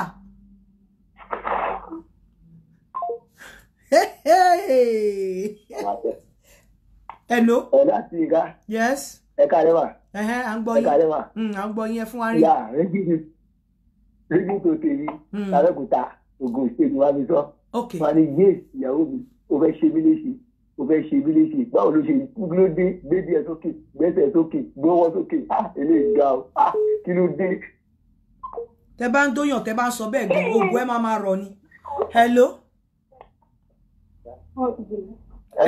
Hello, yeah? Ẹ fún wa ringtone. Ẹ má jẹ́ n block yín o. Ẹ má jẹ́ n block yín o. Hello, ẹ fún wa ringtone. Ẹ fún wa ringtone. Ma? Kí ló dé báyìí ìyàjọ́? Ẹ bá rí òpó mi.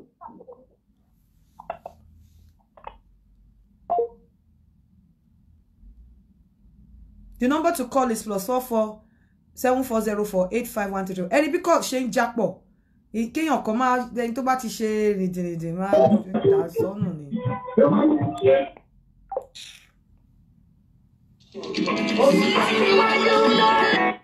Hello? Hello? Yeah? Ẹ káalẹ́ o. Ẹ káalẹ́ o. Yes, ma. Méjì kan sí ọ̀dọ̀ mi. Hello? À ń gbọ́ yín, ẹ̀yin obìnrin ojú ń gbà mí tì fún yín. Àwọn ọkùnrin ló tún pè fún ringtone. No wonder tó ṣe ń gbọ́kọ yín. Mo ń gbádùn yín. Ojú ń gbà mí tì fún yín. Àwọn ọkùnrin ló tún pè wọlé fún ringtone. No wonder. Wọ́n á máa gbọ́kọ yín, wọ́n ṣe ní má máa gbọ́kọ yín. Hello?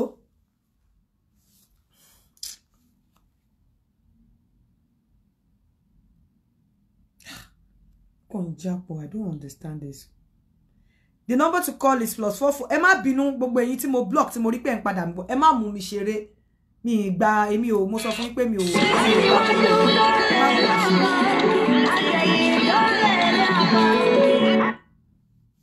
Hello ìyàwó ẹ fún wa ringtone. Ìlú wo lẹ fẹ́ fi fún wa ringtone?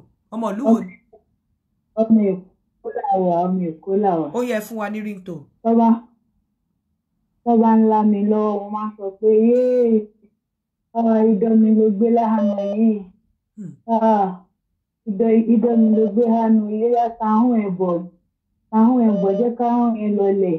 Yá fáwọn yẹn dó mi dáadáa. Mo ń gbádùn ẹ̀. Ó ṣe ọkọ mi. Ìyẹn tọ́ba ńlá mi lọ́bẹ̀, tọ́ba ń dó mi lọ́wọ́. Máa sọ pé bí a jẹ́ kí n kásẹ̀ sókè. Ó lè rí ibi kanlẹ̀ dáadáa. Ó ti ń kanlẹ̀. Ó ti ń kékùrọ̀ yìí. Ó ṣe ọmọ yìí. Ó ń dùn mọ́ mi. Ẹ ṣé o. Hello? Hello, ẹ káalẹ́. Ẹ káalẹ́ o. Ohun yìí ní láti fún mi ní ringtone tó make sense. Mo ń gbọ́.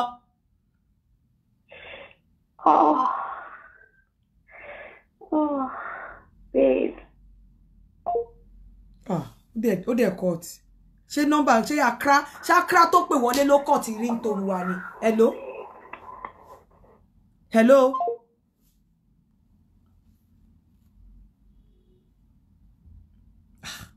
Bá ṣe rí tó tonú láàrin ní.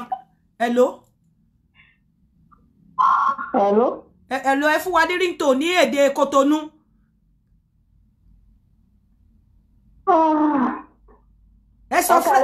kálẹ̀ sọ French ẹ fún wa ní èdè Cotonou torí mo rí pé Cotonou lẹ ti ń pè. Bẹ́ẹ̀ni sọ sí èdè wa èdè Ègùn. Á dá fún ẹ fún mi ní pé á dá fún ẹ mo gbádùn ẹ ringtone Ègùn.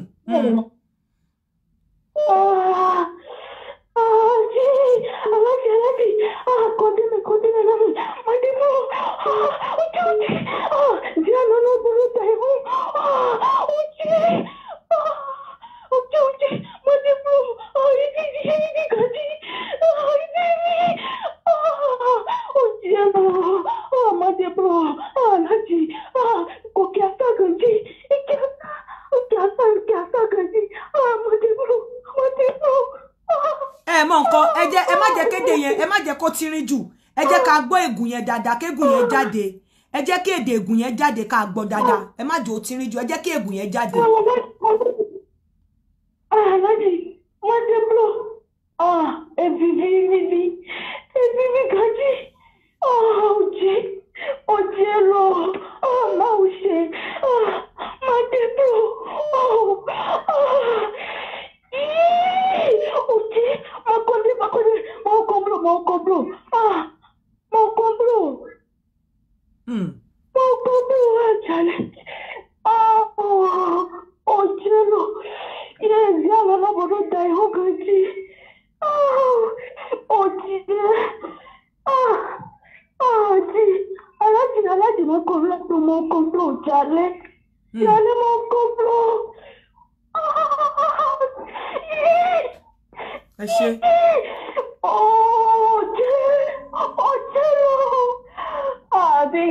Ẹ ṣé gan ẹ ṣeun ẹ jẹ́ ká gbé kọ́ mi àwọn èèyàn ti pè lọ rẹ́rẹ́rẹ́. Hello. Hello ẹ kálẹ́. Ẹ kálẹ́ máa fún wa ní ringtone ìlú wo lẹ fẹ́ fún wa ẹ dẹ̀ beautiful gan ṣá. Oyo. Shausa. Alhaji za ka kashe ne. Okay. Oyo. Wannan boran tura shi wallahi na jin dadin ka. Wayo, mama na Alhaji zai kashe ni wallahi. Boran yana keman wuya. Wayo, tura shi wallahi ka ci ni. Daga baya ina jin dadin ka. Wayo, na mutu Alhaji zai kashe ni. Irọ́ máa pè wọ́n padà Hausa nìyẹn náà. Wọ́n ti pè.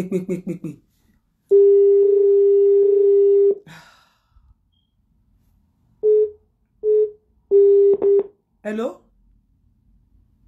Ẹ káalẹ́ àǹtí nǹkan ẹ̀kọ́ ètò. Yes, ma èdè ìlú wo lẹ fẹ́ fi fún wa ní ringtone? Mashallah. Daɗi kashe ne. Daɗi. Mai gida ka sama. Ina jin daɗin ka. Wayo Allah. Da gamun kafafuwan nan. Tusa ciki. Mai gida ina zuwa. Na gode ina zuwa. Daɗi. Wayo Allah mai gida. Wayo Allah. Ka shaidi wannan. Ka san inda nake jin daɗin ka mai gida. Wayo ka samu ina zuwa mai gida. Ka ba mun nonuwa na. Daɗi.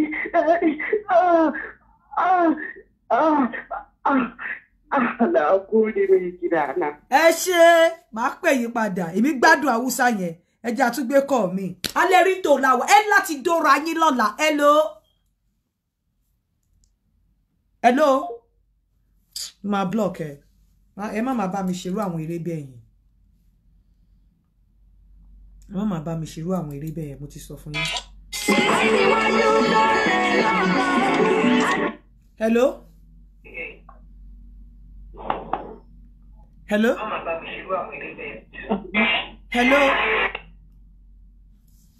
Ẹni kẹ́ pa nǹkan tẹ́ fi ń ṣe ẹ pa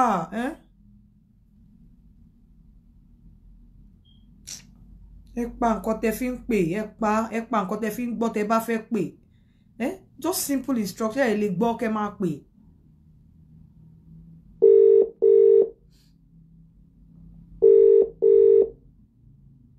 Hello. Hello, Aunty Nka. Ó yá, ringtone ìlú wo lẹ̀yin fẹ́ fún wa? Hello. Hello. Hello, à ń gbọ́ yín, à ń gbọ́ yín. Hello. Mo ń gbọ́.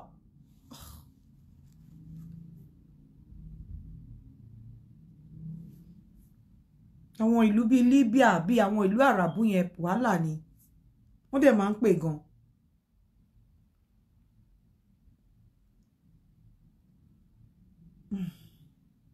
Wọ́n máa ń pè gan bọ̀ wàhálà ni.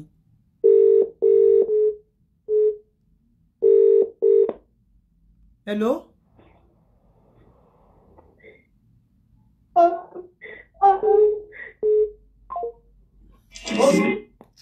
Hello?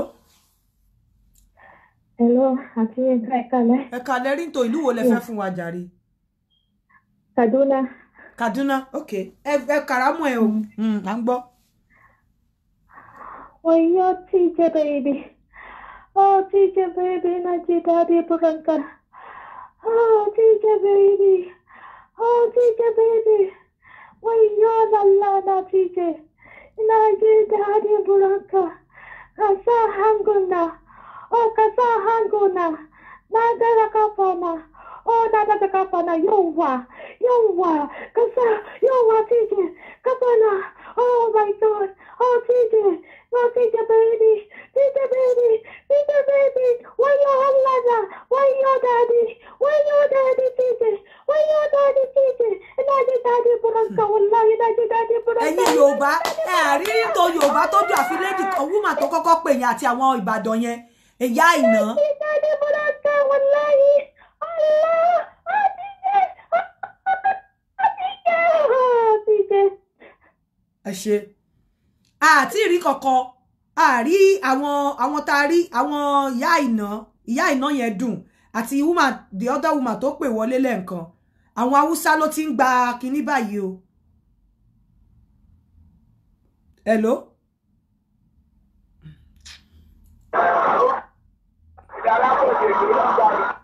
Àbí mo ti gbé ẹni.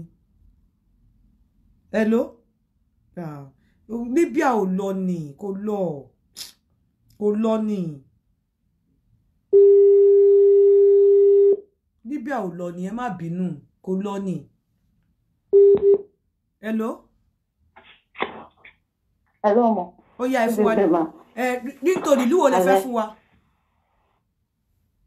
Nigeria. Okay, mo mọ̀ Nigeria ti bo ní Nigeria. Àpáta Ìbàdàn. Okay, ó yá. Yeah, mo ti bá yín chat, mo ti send àwọn. Ẹ jọ̀ọ́ mi ò fẹ́ story. Hello.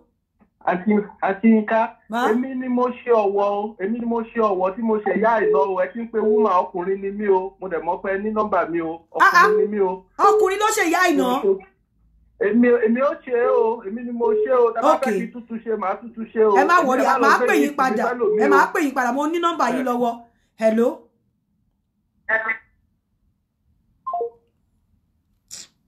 Ṣé ní gbogbo ẹ̀yin tẹ́ ń pè mí mo ti pè yín tẹ́lẹ̀ yẹn gbogbo yín lẹ̀ ní rí mi pè mọ́ o kì í ṣe kú kì í ṣàrùn mo sọ fún yín pé má máa ṣe yẹn lórí platform mi o. I'm doing my show, don't distract me, don't disturb me. Hello.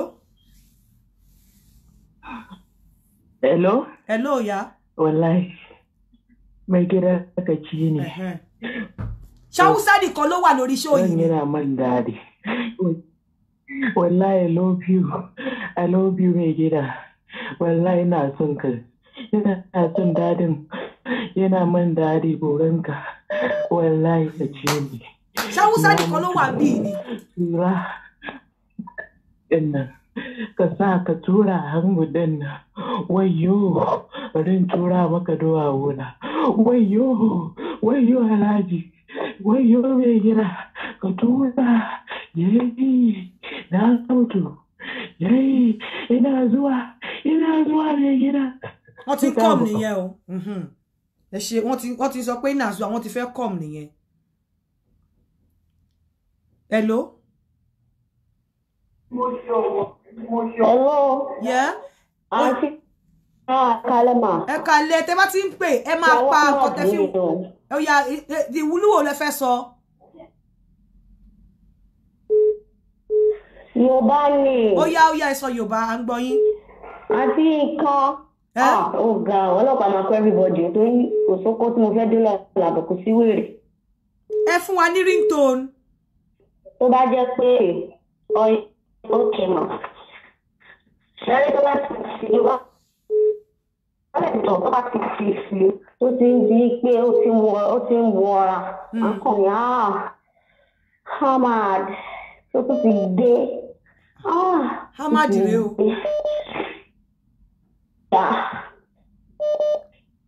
Oya. Oya ìfìsùn. Oya ìfìsùn ló sì. Ṣébà. Oya ti di láàárín. Oya tẹ̀lé òjò.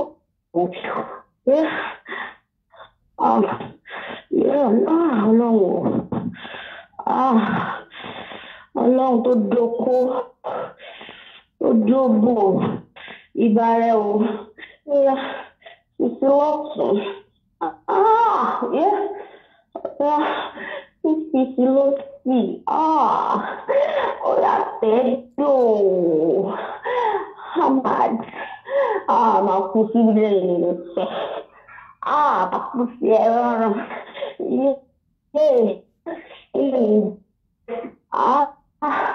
ọkọ̀ ìdúró jẹ́ láti rọ́kọ̀ tí ó ń jẹ.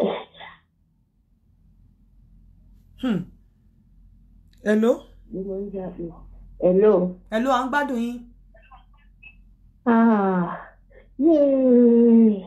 Ọkọ mi, olówó mi, bàbá ọmọ mi jọ. Hello? Hello, ma. Ariwo wà ń bẹ̀ yẹn. Mi gbọ́. Ariwo wà ń bẹ̀ yẹn. Ẹ fẹ́ pè ẹ fẹ́ ṣe nǹkan míì. Hello?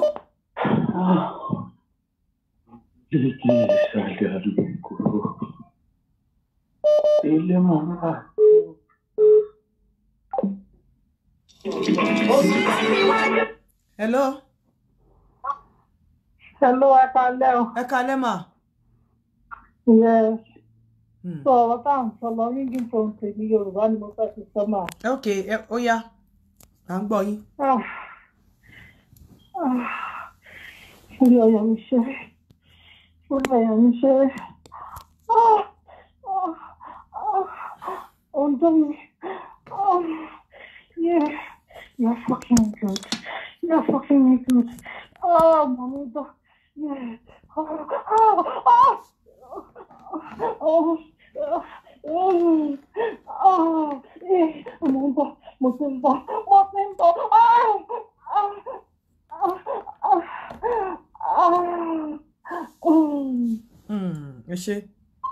Hello? Hello, àti ẹ káalẹ́ o. Ẹ káalẹ́ sà o. Ṣé wọ́n program ni àbí mo fi láti sọ̀rọ̀? Mo wà on program.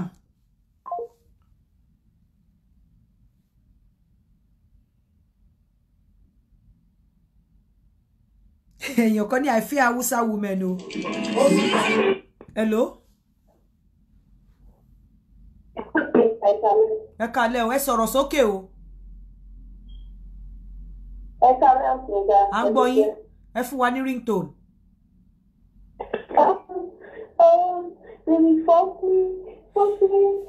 Ṣé ringtone tí ọ̀pọ̀lọpọ̀ yìí gan fún mi gan, ó máa pa oko ni. Yàtọ̀ sí bí àwọn méjì àbí àwọn mẹ́ta, ó lè jọ bí yẹ̀yẹ́ lójú yín. But nǹkan tí ringtone ṣe nínú pé ká dóra wa ó pọ̀. Ringtone tẹ́ ń ṣe yóò máa pa oko ni. Torí ringtone àwọn ìyàwó ilé òun lọ̀pọ̀lọpọ̀ yín ń gbé wáyìí. Ringtone àwọn ọmọ tó wà ń ta yẹn ó bad gidi. I'm telling you, tó bá bẹ̀rẹ̀ ó bad gidi ni mo ń sọ fún yín.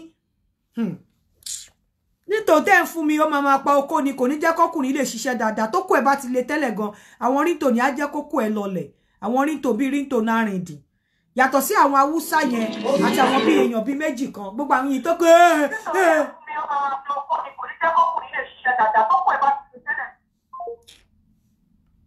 ó gba wọn ta ní ringtone òfò.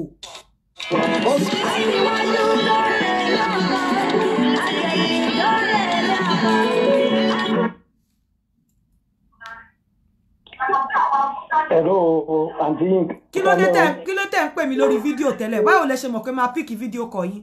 Mo ṣe mistake ni ẹ má bínú ẹ jọ̀ọ́. Okay, mo ń gbọ́ yín. Mistake ni. Èmi ni ọkọ Alájà Igun tó pè yín lẹ́ẹ̀kan tó ṣe igun yẹn. Èmi lọ́kọ ẹ̀. Mo wá fẹ́ tú nǹkan tó sọ yẹn sí Yorùbá fún yín. Ẹ kò ṣe dáadáa. Àgbọ̀ ó kàn kí. Iná ni mo fẹ́ explain ẹ̀. Ó yẹ explain ẹ̀ fún wa. Ẹ sọ fún wa ní Yorùbá kí náà sọ. Ṣẹ́rí tá bá ti wà lórí bed báyìí. Ó máa ń sọ fún mi pé tàǹbẹ̀lẹ́kẹ ìsàlẹ̀ àlòkò tó máa ń lé mọ́ ńgbà tí ó fárẹ́ sá. Olúńládé Àdìgún dákun máma lé mi nígbà tí ó ṣòro. Olúńládé ọmọ olóko ewu. Àdìgún kó kíní ìfi tẹpọ̀tẹpọ̀ dákun. Kó sínú ẹ̀ tẹpọ̀tẹpọ̀ dákun. Ọmọ yìí náà ń bẹ láyà mi ń bí wọn ló ní kó méjèèjì dákun Àdìgún. Dákun mú mi dáadáa. Bó sọmọ méjì ń bí fún ẹ, owó ń bẹ lọ́wọ́ mi tí ń fi tọ́jú wọn dó mi dáadáa. Èkó ayé ìyá rẹ̀ ó dá ó tọ́jú oko yìí. Oko ń dí mi.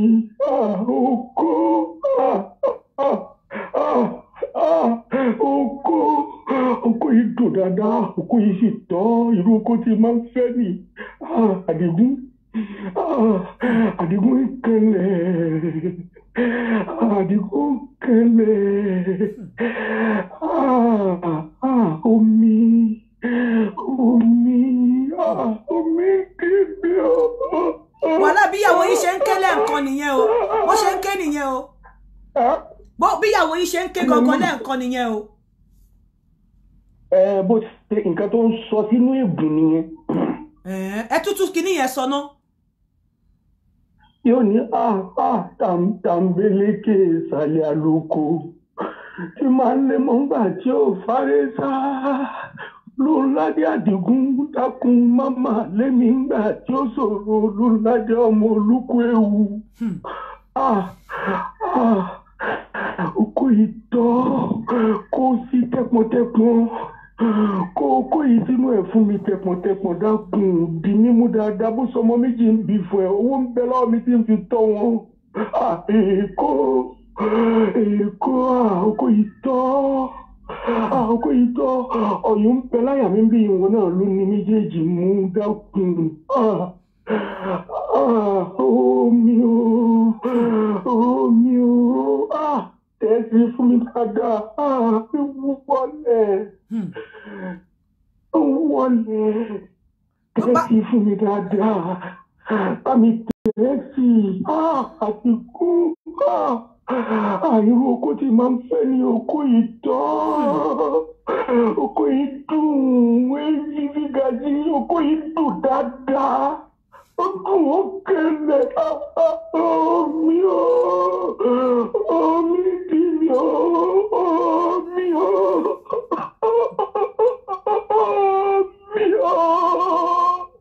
Ẹ ṣe èmi gan pàtẹ́wọ́ fún yín ẹ̀yin àti ìyàwó yín. Mo pàtẹ́wọ́ fún yín. Ṣé kí n gbé fóònù fún kó bá yín sọ̀rọ̀? Ẹ gbé fóònù fún.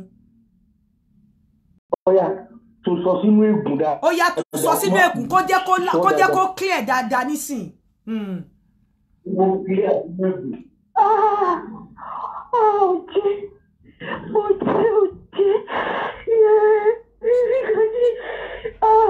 Wami gaji. Eto bibi na ni. Ìyá do ti buru ta ihun gaji. Oje. Baby. Jale. Let me gaji. Oje lo. Kiasa. Ìyá no buru ta ihun. Ìyá no buru ta ihun gaji. Lo ta ihun gaji. Lo ta ihun. Oje bibi. Oje lo.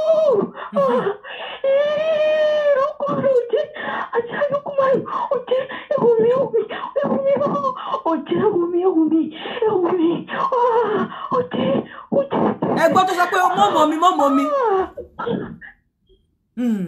Okay, ẹ ṣé gan.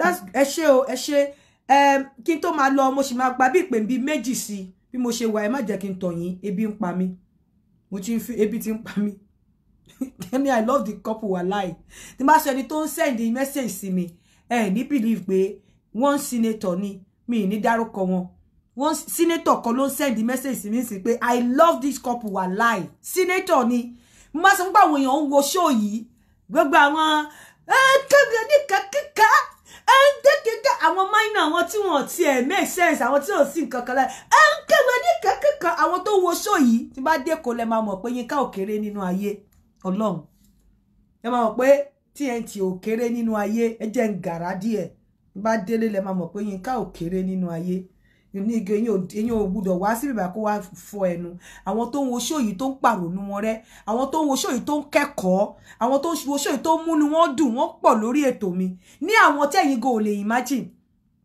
ẹnìkan pè wọlé nísìn lẹ́ẹ̀kan yẹn nọ́mbà ẹni tó fi pè mí ẹni mímọ̀ ni èèyàn ńlá ni ẹni tí mo ní nọ́mbà èèyàn ńlá gidi tẹ́ lè imagine ní nọ́mbà ẹni tí wọ́n fi pè mí òdìgbà tí yàn bá wá sí ibà kó wá máa rú gẹ́gẹ́ dẹ̀dẹ̀ ẹ mọ̀ pé mo máa ń sọ wípé ìwọ tó bá mọ̀ wípé ó dẹ ẹ lójú wípé ó dẹ ẹ lójú pé o mọ̀ pé o lè wọ nǹkan o ní nǹkan kán tiẹ̀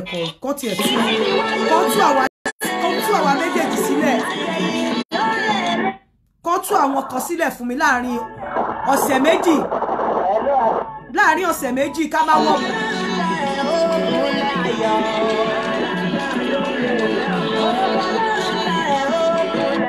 Hello? Ṣé ẹ fẹ́ fún wa ní ringtone ni àbí èwo lẹ fẹ́ ṣe? Mo fẹ́ fún yín ringtone ni o. À ń gbọ́. Ṣeré ringtone tèmi ní pé tó bá ti gun orí mi báyìí tó bá jẹ́ dọ́gì mi tó bá jẹ́ ní wàhálà. Màmá mi rí baby hit me harder baby give it to me. Màá wá mú ice cream mi tí mo máa fi ń ṣiṣẹ́ màá wá bẹ̀rẹ̀ sí ní ice cream ṣe ń jó mi náà ni màá ṣe máa dún.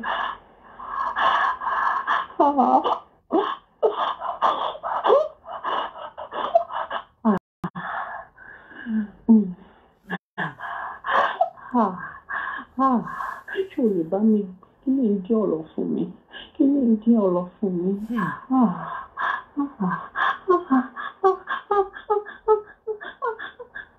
Ẹ ṣé kọ́ tiẹ̀ tú wa sílẹ̀ láàrin ọ̀sẹ̀ méjì kọ́ ní ká wọ tèmi ká má wọ tàná ohun tí nǹkan ṣe bóyá ẹnu ká má dẹ̀ wọ ìṣá o ká wọ name ká wọ tèmi ká má wọ tàná ká dẹ̀ wọ name ká dẹ̀ má wọ ojoojúmọ́ everything name ni o lórúkọ ni o kò ń ṣe àwọn ṣọ́ọ̀bù pẹ́pẹ́pẹ́ àwọn ṣọ́ọ̀bù rádaràda o ká dẹ̀ ló ká fi gold àsìkò sọ́rùn ìgbà tílé níyì làwa ti kọ́lé ká fi gold àsìkò sọ́rùn ká dẹ̀ fi chain àsìkò ká fi nǹkan àsìkò sára ẹ má jẹ́ kéèyàn wá máa ní àwọn tó ń sọ pé kẹ́ ní nǹkan ẹ bọ́ síta kẹ́ wá kẹ́ jẹ́ ká jọ step out ká wo nǹkan tẹ́ wọ̀ ká wo nǹkan tèmi náà wọ̀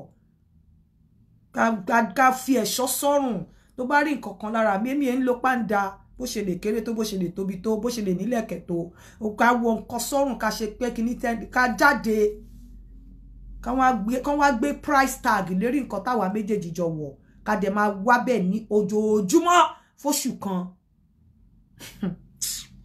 àtàrí ẹ̀jànàkú ni kì í ṣẹ̀rù ọmọdé o honestly ẹ gbàgbé ẹ bó ṣe ṣẹlẹ̀ ẹ gbàgbé bó ṣe ṣẹlẹ̀ eléyìí ń ṣe pé bóyá ọ̀rọ̀ ẹnu wàláhì Ọlọ́run ṣe àfi tí wọ́n bá fẹ́ sọ̀rọ̀ àfi tí wọ́n bá fẹ́ sọ pé kinní kankan ń ṣọ̀rọ̀ ẹnu ẹ gbàgbé bó ṣe ṣẹlẹ̀.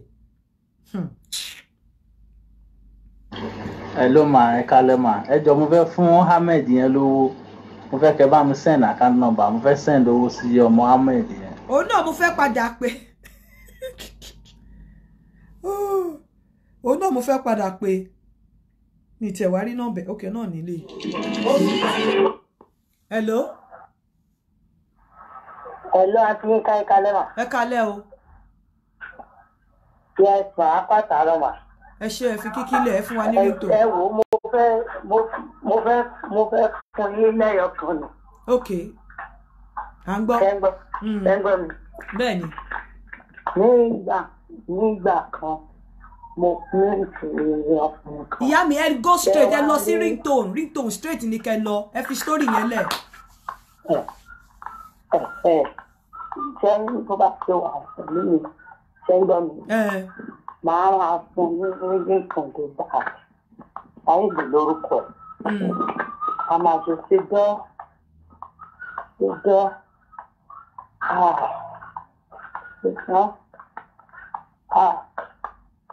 ẹ̀ló ṣe ń gbọ́ mi? Mo ń gbọ́ yín. Màá máa ṣe ṣe dán. Má pa mí. Ṣe dán. Òpó ẹ bá máa sọ fún mi pé òpó ẹ̀dùn ní àmà ní ọkọ ìlà. Ọkọ ẹ̀dùn ó ti dùn jù.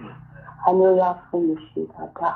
Màá gà fún àmọ́ gidi. Ṣe dán. Mo gbádùn ẹ̀. Ó ṣe. A ní àgbàdo mo fẹ́ fẹ́yàwó. Kí ló dé tí mi pàdé ẹ̀? Wọ́n ní ìgbà. Ǹjẹ́ àti ẹ̀gbọ́n ringtone yẹn dry. Hamad. Èmi á wá fún yín ní ringtone láti fi kásẹ̀ ńlẹ̀. Ẹ jẹ́ kí kọ́kọ́ pé Hamad wọlé pé èèyàn kan ti ní kó send account number. Láìpẹ́ mo l'account number gan lọ́wọ́. Èmi á wá fún yín ní ringtone láti fi kásẹ̀ ńlẹ̀. Mi fẹ́ kó pé ibi tí ń pa mí. Wàtàrí àjànàkú ni Yínká kì í ṣẹrù ọmọdé. Wàláì. Ìgbé ò lè egun tá a bá tẹ̀ á ti ro. Honestly, ẹ gbàgbé bó ṣe ṣẹlẹ̀. Ẹ gbàgbé bonnet yẹn. Tẹ́ bá gbà àsàmàrégè bí Àṣàfẹ́mi Adébáyọ̀. Àsàmàrégè làwọn bonnet tá ń gbé. Abájọ charge wọn. Àtàrí àjànàkú ni Babeski. Babeski àtàrí àjànàkú ni. Ìṣẹ̀rù ọmọdé. Honestly. Ẹ jẹ́ kí n máa fi ìsí ìṣe àlọ.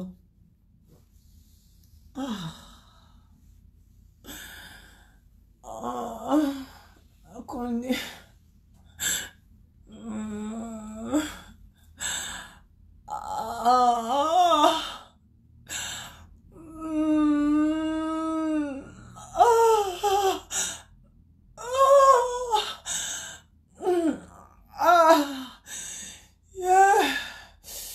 Akọni sọ fún mi pé o máa dún mi tí máa fi kú ni. Fún mi pé ọkọ òtún ní ìdókò yìí.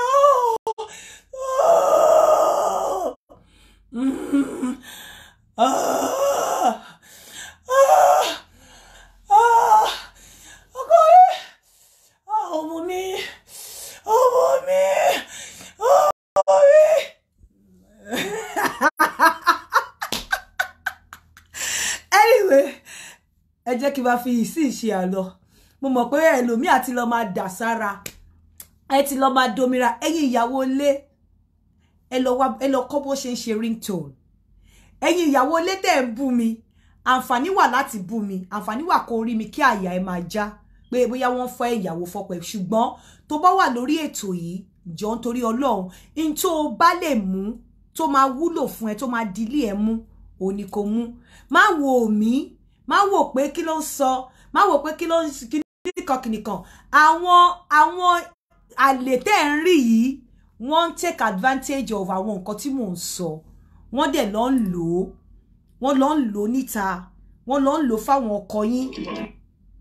Àwọn àlè yìí, wọ́n lọ ń lò fún àwọn ọkọ yín. Wọ́n lọ ń lò fún àwọn ọkọ yín. Òótọ́ ni mò ń sọ fún yín. Wọ́n lọ ń lò fún àwọn ọkọ yín. Èmi ò ní pé kéèyàn kan má sọ mi. Ìpàkọ́ tèmi ò gbọ́ṣù tí mi tí ẹ mọ̀. Wọ́n ní bẹ́jà bá sọ lómi, àárí kíní ẹ̀. Èmi ò mọ̀ bóyá àwọn kankan tí ẹ ń sọ̀rọ̀. I'm telling you. Ìkọ̀ ẹ rí pé mi ò ń dáyàn kankan lóhùn. Torí pé kò move me. Kò move me. Bọ̀ mo ń sọ wípé ìyálà ìyá. Tó bá ní pé kéèyàn ní nǹkan. Ìyálà ìyá lójókòó yìí. Wàláì. Tí ò ń ṣe nǹkan ìṣá. Ní nǹkan tẹ́ máa tún lè gbé lọ sí market. Tẹ́ tún máa tún tà. Tẹ́ tún máa gba owó lọ́wọ́ yín. Wàláì kò ṣe pé bíyá mo fi ṣẹ̀rọ ẹnu èmi ò ń wọ rubbish o. Tẹ́ bá rí nǹkan lára mi ò kí ń wọ mo sọ ni mo gàrà mi ò ń wọ rubbish. Ó dẹ̀ ní àwọn shop kan tí mi ò ní wọ̀ lọ ra aṣọ tí mi ò ní wọ̀ lọ ra bàtà. I'm telling you mi ò kí ń wọ rubbish ẹ gbàgbé pa bonnet sọnù ìyálà ya ló jókòó yìí honestly tó bá ní pé k'Ọlọ́run ṣe nǹkan fún yàn ẹ mọ ọdún tí mo fi fly ni mo lè káyé nǹkan tí mo rà rí ní Naija fúnra mi sọ́rùn náà ẹ mọ ọdún tí mo fi fly mo gbọ́ tá tèmi tí ń travel ni as at the time tèmi gbàwé ìlú yìí visa mi expire 3 years after tí mo gbàwé ìlú yìí ni visa ìlú yìí ṣe expire lọ́wọ́ tèmi ẹ mọye tí mo ti wọnú ìlú yìí kí tó wá jókòó ni ẹ mọye ìlú tèmi ti lọ láyé ni nígbà tèmi máa apply ẹ mọye visa tó wà valid lórí passport mi kí n tó ti máa fi send passport mi wọlé tó fi fún mi níwèé ẹ mọye ìlú visa tó wà lórí passport mi yálà ìyá ńgbà tí lé níyì làwa ti kọ́lé so yálà ìyá ló jókòó yìí ẹ gbàgbé bó ṣe ṣẹlẹ̀ ó ṣe gbogbo ìyẹn máa ń sọ wá máa sọ̀rọ̀ hello à ń gbọ́ yín àti nǹkan tó ti yé yín yálà ìyá ló jókòó yìí tó máa ní pé kéèyàn ní nǹkan kéèyàn kó nǹkan jọ mo fúnra mi níbà Ọlọ́run ó láwọn ibì kan tí mi ti ó láwọn nǹkan tí mi ti ẹ̀ ní wọ̀ ó láwọn ibì kan tí mi ti ẹ̀ ní lè ra tí mi ti ẹ̀ ní ra nǹkan bẹ̀ tí mi ní wọ̀ títí kọra bàtà tẹ́ni bá dán wò ìlú àlọ́ nínú àwọn tó ń sọ̀rọ̀ yẹn mo ti ẹ̀ fẹ́ ka kéde ti ẹ̀ pa wá pọ̀ bí oṣù kan ọjọ́ kan bàtà kan ọjọ́ kan everything kan ọjọ́ kan nǹkan kan mo fẹ́ wo nǹkan tó fẹ́ wọ̀ mo fẹ́ wò ìyálà ìyá lójókòó yọ Ọlọ́run gbogbo ẹnu ni mo fi sọ mi ìgárá o mi kò ṣe pé bí mo ń sọ lórí ẹnu pé mo ń parọ́ o ìyálà ìyá lójókòó yìí honestly but Ọlọ́run ló ń ṣe nǹkan fẹ́ dà gbogbo nǹkan tẹ́dà bá ti ń ṣe láyé tó bá ti fi ìgbéraga sí àbí tó bá ti ń gbéra ẹ̀ sí gbéga Ọlọ́run bínú sí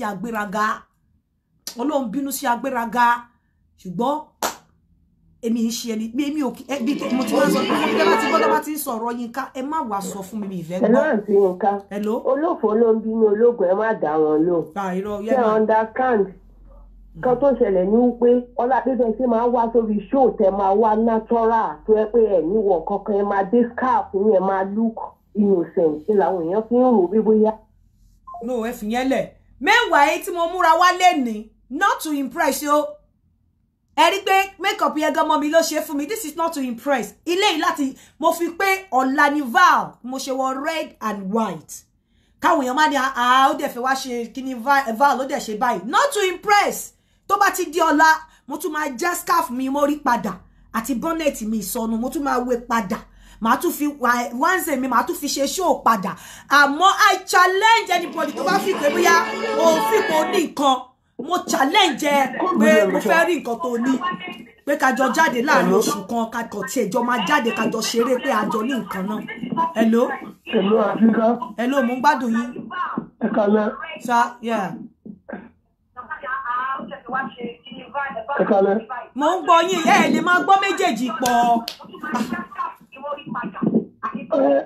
mo ń gbádùn fúrógàmù yìí pa láti Nàìjíríà tó ti yé yín nǹkan tẹ́ bá dẹ̀ rí lórí eégún mi aṣọ tẹ́ bá rí lára mi èmi ni mo ní mi ń yá nǹkan ń gba nǹkan wo bàbá mi ó nígbéraga kú ń gba nǹkan mi ní yá nǹkan ní nǹkan lò gold tó bá rí lọ́rùn mi èmi ni mo ní bèrè lọ́wọ́ mi in another 3 years máa kó jáde fún ẹ èmi ni mo ní nígbà tí yan bá tẹ́ bá rí gold 7 million 10 million lọ́rùn èèyàn tẹ́ ẹ̀ sọ wípé bóyá ó ń wọ bonnet ìsọnù gold 7 million ṣé ọmọdé ló ń wọ ni kò sí gold nínú àwọn nǹkan tẹ́ rí tí mo fi máa ń ṣe show yẹn kò sí tó less than 140 grams 200 grams. Hello. Hello, ẹ kálẹ́ ma, happy Valentine's. Ẹ wá nìyẹn ìyá mi ṣe fẹ́ fún wa ní ringtone ni. Èmi kẹ̀mí ò ní ringtone fi fún yín o. Ẹ ṣé ìyá mi. Mo kàn ní kí yín. Ẹ ṣé gan. So àwa ti travel káàkiri a ti lose count gbà tá a wá sí ìlú ìta lọ sí America tá lọ South Africa tá lọ káàkiri kó tó nípa jókòó sí ìlú a ti lose count. òun ló fi dàbẹ́ ni pé ìrìn àjò èèyàn nílùú yóò yá torí nígbà tẹ́ pé ó rí tí passport kú pẹ̀lú gbogbo visa ìlú oríṣiríṣi after tí mo gbàwé ìlú 3 years after ní visa mi ṣe expire ìyálà ìyá lójókòó yìí ẹ gbàgbé bó ṣe ṣẹlẹ̀ ìyálà ìyá lójókòó yìí mo lọ ti fẹ́ bẹ̀rẹ̀ níbo látọdún o anyway ẹ jẹ́ kí n máa fi ìsìn ṣe àlọ èmi lẹ máa bá ẹ̀yin ni máa bá èmi lẹ máa rí ẹ̀yin olólùfẹ́ mi ẹ má bínú gbogbo ẹ̀yin tẹ́ bá fi pé bóyá choice mi Tinubu ẹ bá mi gbà bẹ́ẹ̀ bá mi fọwọ́ sí choice mi nǹkan tí mo fẹ́ nǹkan tó wù èmi nìyẹn gẹ́gẹ́ bí ọmọ Yorùbá orin tí mo ṣe fún wọn ó máa jáde in another 2-3 days ó máa jáde bí in another 2 days orin tí wọ́n máa gbọ́ wọnú ìgbò ó dẹ̀ máa loud gan ẹ jẹ́ máa fi ìsìn ṣe àlọ ẹ ṣe gan o ní ọ̀la ẹ̀yin ọkùnrin lọ bá ìyàwó ẹ làjà ẹ dóra yín ìwọ obìnrin bá ọkọ ẹ làjà ẹ dóra yín ẹ ra gift fúnra yín ẹ jọ̀ọ́ nítorí Ọlọ́run ẹ ra gift ẹ fúnra yín ní gift ẹ fúnra yín ní gift ẹ pè ìfẹ́ yín padà ẹ try láti come back ìwọ àlè náà ìwọ àlè náà agbára tó o máa fi gba ọkọ lọ́wọ́ ẹni tí ò mọ yí ẹ Ọlọ́run á gbé fún ẹ ẹ̀mí ọgbọ́n ẹ̀mí òye tó máa fi gba ọkọ lọ́wọ́ ẹni tí ò mọ yí ẹ Ọlọ́run á gbé fún ìwọ àlè bẹ́ẹ̀ ló ṣe máa rí o ẹ jẹ́ kí n máa fi ìsìn ṣe àlọ fún gbogbo ẹ̀yin tí ẹ fẹ́ jẹ́ kí òbò yín kó fún àtẹ̀yin tẹ́ fẹ́ kókó yín kó tóbi àtẹ̀yin tẹ́ fẹ́ kọ́ bí wọ́n ṣe ń ṣe skin care product ẹ lọ lórí WhatsApp ẹ lè pè wọ́n kó má down ẹ pè wọ́n ẹ lọ sórí WhatsApp wọn ní orí 09037777435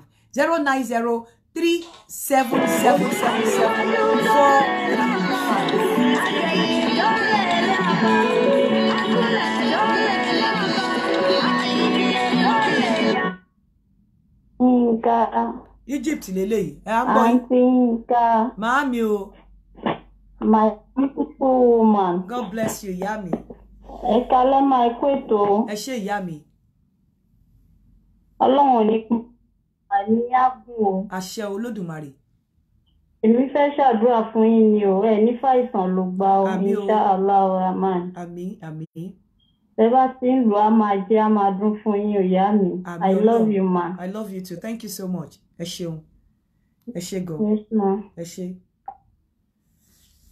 So kò jẹ́ bó ṣe jẹ́ ẹ jẹ́ máa fi ìsìn ṣe àlọ ẹ̀yin olólùfẹ́ mi ẹ̀yin ni máa bá ẹ̀yin mi náà lẹ́ẹ̀ máa rí ire o sabarikolo.com àwọn èèyàn ń complain wípé ẹ̀yin obìnrin tẹ́ wà ń bẹ̀ wọ́n ní ẹ chat wọ́n ní ẹ interact ẹ jọ̀ọ́ nítorí Ọlọ́run that is the best place láti rí relationship mo sọ fún yín tẹ́ bá tiẹ̀ mọ̀ nǹkan tó ń ṣẹlẹ̀ nísìn nípa pé matchmaking kọ̀ọ̀kan ẹ mọ̀ wípé sabarikolo kẹ́ lọ mójú ajé kò ní sọ ẹ̀yin obìnrin tẹ́ wà ń bẹ̀ tẹ́ bá chat ó máa gbé yín kúrò lórí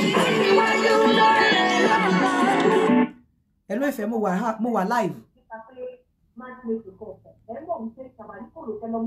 hello ìfẹ́ mo wà live